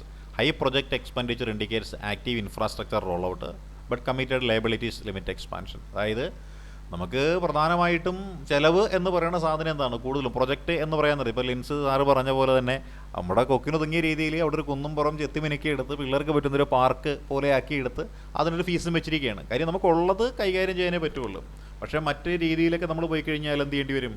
അവിടെ ഇപ്പോൾ ഇല്ലാത്ത തരത്തിലുള്ളൊരു സംവിധാനം നമുക്കവിടെ പ്രകൃതിയുമായി ബന്ധപ്പെട്ടുകൊണ്ട് നമുക്ക് ഇല്ലാത്ത എന്തെങ്കിലും ഒരു സംവിധാനം ചെയ്യാനാണെന്നുണ്ടെങ്കിൽ അതൊരുപാട് എക്സ്പെൻഡിച്ചർ വരും. അപ്പോൾ ഈ കോസ്റ്റ് ബേസ്ഡ് പ്രൊജക്റ്റുകൾ എന്ന് പറയുന്നത് വളരെ നിർബന്ധമാണ് നമ്മുടെ തനത് ആശയങ്ങൾ നടപ്പിലാക്കാനായിട്ട്. അപ്പോൾ നിങ്ങളുടെ പഞ്ചായത്ത് നല്ല രീതിയിലുള്ളൊരു ആശയം നടപ്പിലാക്കി. ഞങ്ങളുടെ തണ്ണീർമുക്കം പഞ്ചായത്താണ്. ഞങ്ങൾ തോടുകളും കുളങ്ങളും കായലുകളും ധാരാളം ഉള്ളതുകൊണ്ട് ഞങ്ങൾ എന്ത് ചെയ്തു? ഞങ്ങൾ സമഗ്ര മത്സ്യഗ്രാമം എന്ന് പറഞ്ഞൊരു പഞ്ചായത്ത് കൊണ്ടുവന്നു. തൊട്ടടുത്തപ്പുറത്തൊരു പഞ്ചായത്ത് അവിടെ നെൽവയലുകൾക്ക് ധാരാളം ഉള്ളതാണ്, തരിശ് കിടക്കുന്ന പഞ്ചായത്ത്. അവർ തരിശുരഹിത ഗ്രാമപഞ്ചായത്ത് എന്ന രീതിയിൽ അവരും കൊണ്ടുവരുന്നു. അപ്പം പ്രൊജക്റ്റ് എന്ന് പറയാൻ നേരത്ത് എക്സ്പെൻഡിച്ചർ കുറഞ്ഞു പോകുന്ന അല്ലെങ്കിൽ എക്സ്പെൻഡിച്ചർ ചെറിയ രീതിയിലുള്ള പ്രൊജക്റ്റുകളൊക്കെ ആണെന്നുണ്ടെങ്കിൽ അത് നല്ല രീതിയിൽ വിജയിപ്പിക്കാനായിട്ട് സാധിക്കും എന്ന രീതിയിൽ നമ്മൾ മനസ്സിലാക്കുക. ഇനി welfare schemes and critical spending എന്ന് പറഞ്ഞൊരു അവസ്ഥയുണ്ട്. നമ്മൾ കുറച്ച് കാലം കൊണ്ട് കേട്ടിരുന്ന സ്കീമാണല്ലോ കാരുണ്യ ബെലവനൻ്റ് സ്കീം എന്ന് പറഞ്ഞിട്ടുള്ള കാരുണ്യ ഹെൽത്ത് കെയർ സ്കീം എന്ന് പറയുന്നുണ്ട്. അതായത് 42 ലക്ഷം കുടുംബങ്ങളെ ആ പദ്ധതി എന്ത് ചെയ്യുന്നുണ്ട്? സംരക്ഷിക്കുന്നുണ്ടെന്നാണ് പറയുന്നത്.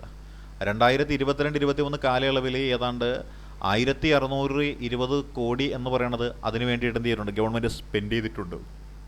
പിന്നെ മെഡിസെപ്പ് എന്ന് പറഞ്ഞ സംവിധാനമുണ്ട്. മെഡിസെപ്പ് പ്രയോജനം നമുക്കില്ല. കാര്യം നമുക്കുള്ള അസുഖവുമായിട്ട് നമ്മുടെ വീട്ടുകാർക്കുള്ള അസുഖവുമായിട്ട് ആശുപത്രിയിൽ ചെന്ന് കഴിയുമ്പോഴാണ് അവർ പറയണത് ആ അസുഖത്തിന് അവിടെ ട്രീറ്റ്മെൻറ്റ് ഇല്ലെന്ന് പറയണത്. പിന്നെ വേറെ ആശുപത്രിയിൽ നമ്മൾ കൊണ്ടുപോകേണ്ടി വരും.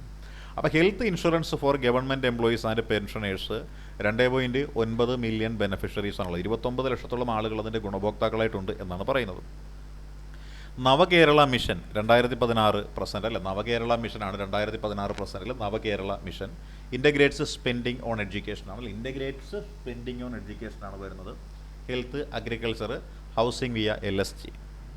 അപ്പോൾ നവകേരള മിഷൻ അറിയാം, സർക്കാരിൻ്റെ പ്രൊജക്റ്റാണ്. അത് എഡ്യൂക്കേഷനിലും ഹെൽത്തിലും അഗ്രികൾച്ചറിലും ഹൗസിങ്ങിലും എല്ലാം വരുന്നുണ്ട്. നമുക്ക് സ്കീമുകൾ കുറച്ച് വരുന്നുണ്ട് കേട്ടോ, അതിൽ നമുക്കത് പഠിക്കാം. ഇനി വെൽഫെയർ അലോക്കേഷൻ ഇൻസൈറ്റ്സ് ഉണ്ട്. Welfare allocation insights. അപ്പോൾ വെൽഫെയർ അലോക്കേഷൻ ഇൻസൈറ്റ്സ് എന്ന് പറയാൻ നേരത്ത് വികസന പ്രവർത്തനങ്ങൾക്ക് വേണ്ടിയിട്ടും ക്ഷേമ പ്രവർത്തനങ്ങൾക്ക് വേണ്ടിയിട്ടുള്ള ചിലവാണ് ഇവിടെ വരുന്നത്. ആ ചിലവൊന്നും നോക്കേണ്ട കാര്യമൊന്നുമില്ല. നമ്മുടെ ഗവൺമെൻറ്റിൻ്റെ വെൽഫെയർ സ്കീംസ് നോക്കിയാൽ മതി. കാരുണ്യ ബെനവലൻ്റ് സ്കീമിന് വേണ്ടിയിട്ട് ചിലവഴിക്കുന്നുണ്ട്. മെഡിസബ് പദ്ധതി ഇവിടെ വരുന്നുണ്ട്. നവകേരള മിഷൻ അവിടെ കയറി വരുന്നുണ്ട്. പിന്നെ വെൽഫെയർ അലോക്കേഷൻ ഇൻസൈറ്റ്സ് എന്ന രീതിയിൽ കുറച്ച് കാര്യങ്ങൾ അവിടെ ക്ഷേമത്തിന് വേണ്ടിയിട്ട് ചിലവഴിക്കുന്ന കാര്യങ്ങൾ. ആ കണക്ക് കാശിൻ്റെ കണക്കൊന്നും നോക്കേണ്ട കാര്യമില്ല കേട്ടോ. ഇനി ഫിനാൻഷ്യൽ ചലഞ്ചസ് ആൻഡ് കൺസ്ട്രെയിൻസ് എന്തൊക്കെയാണ് ഇവിടെ വരുന്ന പ്രധാനപ്പെട്ട ഫിനാൻഷ്യൽ ചലഞ്ചസ് എന്ന് നമുക്ക് നോക്കാം. അതായത് 70-73 of revenue receipts are already spend on committed obligations. Salaries, pensions, interest, leaving only 27-30% for capital and development. അതായത് കിട്ടുന്നതിൽ 4/3 മുക്കാൽ ഭാഗവും പെൻഷനും അതേപോലെ ശമ്പളവും വായ്പയും തിരിച്ചടക്കാനായിട്ട് നമ്മൾ ഉപയോഗിക്കുന്നു. ബാക്കി ഒരു 4/1 മാത്രമേ നമുക്ക് ഈ പറയുന്ന ആസ്തികൾ വികസിപ്പിക്കാനായിട്ട് കിട്ടുന്നുള്ളൂ എന്ന് പറയുന്നതാണ് നമ്മളുടെ ഏറ്റവും വലിയൊരു ചലഞ്ചായിട്ട് പറയുന്നത്, അല്ലേ? വെൽഡർ സ്പെൻഡിങ് ആണ്. Salary and pension hikes, post pay revisions, cost, sharp physical stress. അതായത് നമ്മുടെ ശമ്പള പരിഷ്കരണം 2020 എന്നായിരുന്നു വന്നത്? 2023 മുതലല്ലേ വന്നത്? ആണോ? അത് 22 മുതലായിരുന്നു? എന്ത് ശമ്പളത്തിന് വർധനവുണ്ടായത് എന്നായിരുന്നു? 2023 വർധനവുണ്ടായത്? 21-23 ഇംപ്ലിമെന്റ് ചെയ്തത് സാറേ. 21 ആയിരുന്നു അത്. ആണ് 21 അത് തന്നെ 21 ആ ഒരു ടൈമിലാണ് ശമ്പളത്തിൽ ആക്ച്വലി ഡ്യൂ ആയിട്ടുണ്ട് അത്. ശമ്പള പരിഷ്കരണം ഇപ്പൊ നിയമിക്കുന്ന സമയമൊക്കെ അതിക്രമിച്ചു. ആണ് ആണ് ആണ് അപ്പോൾ ഈ പറയുന്ന ആ ഒരു ശമ്പള പരിഷ്കരണം വന്നു കഴിഞ്ഞപ്പോഴേ പെൻഷനും ശമ്പളത്തിലുമൊക്കെ എന്താണ് വർധനവുണ്ടായി എന്ന രീതിയിൽ എന്താണ് നമ്മുടെ ഗവൺമെൻറ്റിൻ്റെ സ്പെൻഡിങ് നേച്ചർ അവിടെ മാറ്റപ്പെട്ടു എന്നാണ് പറയുന്നത്. അപ്പം ശമ്പളവും പെൻഷനുമൊക്കെ വർദ്ധിപ്പിച്ചു കഴിഞ്ഞാൽ ഗവൺമെൻറ്റിന് എന്ത് സംഭവിക്കും? അവരാകെ പിരിച്ചെടുക്കുന്നത് വളരെ കുറച്ചാണ്.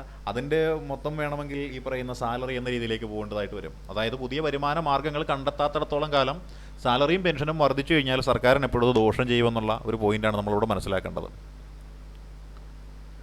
പിന്നെ ഗ്രോവിങ് ഫിസിക്കൽ ഡെഫിസിറ്റ്. നമ്മുടെ കടം എന്ന് പറയുന്നത് എന്താണ്? ഇങ്ങനെ കൂടിക്കൊണ്ടേയിരിക്കുകയാണ് നമ്മുടെ കടം എന്ന് പറയുന്നത് കേട്ടോ. നമ്മുടെ കടം എന്ന് പറയുന്നത്, ഒരു സെക്കൻഡ്, കാറ്റ് പുറത്ത് വീശുന്നു, ഒന്ന് നോക്കട്ടെ.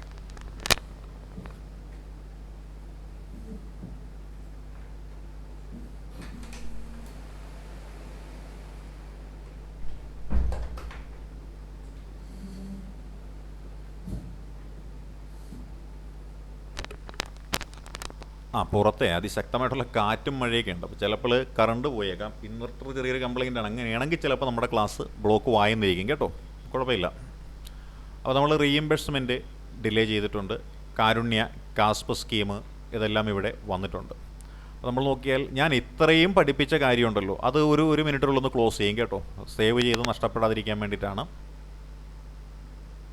നമ്മൾ നോക്കിയ ഫിസിക്കൽ ചലഞ്ചസ് ആൻഡ് കോൺസ്ട്രെയിൻസിൽ നമ്മൾ പറഞ്ഞ കാര്യങ്ങൾ ഇതാണ്. അതായത് റീഇംബേഴ്സ്മെൻറ്റ്, കാരുണ്യ പദ്ധതിയുടെ റീഇംബേഴ്സ്മെൻറ്റ് എന്നൊക്കെ പറയണത് എന്താണ്? പലപ്പോഴും ഡിലേ ആയി പോകുന്നുണ്ട്. ഹോസ്പിറ്റലുകളും മറ്റുമൊക്കെ എന്താണ്, പൈസ കിട്ടാതെ ആശുപത്രികളുമൊക്കെ മൊത്തത്തിൽ എന്താണ് തകർന്നിരിക്കുന്നൊരു അവസ്ഥാവിശേഷമാണ്. പലപ്പോഴും എന്താണ്, ആശുപത്രിയിൽ ചികിത്സിക്കാൻ ചെല്ലുന്ന രോഗികൾക്ക് കൊടുക്കാനുള്ള മരുന്നില്ലെന്ന് പറഞ്ഞു കഴിഞ്ഞിട്ട് ആ രോഗികളെ കൊണ്ട് തന്നെ മരുന്ന് മേടിപ്പിക്കുന്ന സ്കീമൊക്കെ നമ്മളിപ്പോൾ കണ്ടില്ലേ. അതൊക്കെ നമ്മളിവിടെ ഓർത്താൽ മതി. അപ്പോൾ നമുക്കിത് കിട്ടും കേട്ടോ.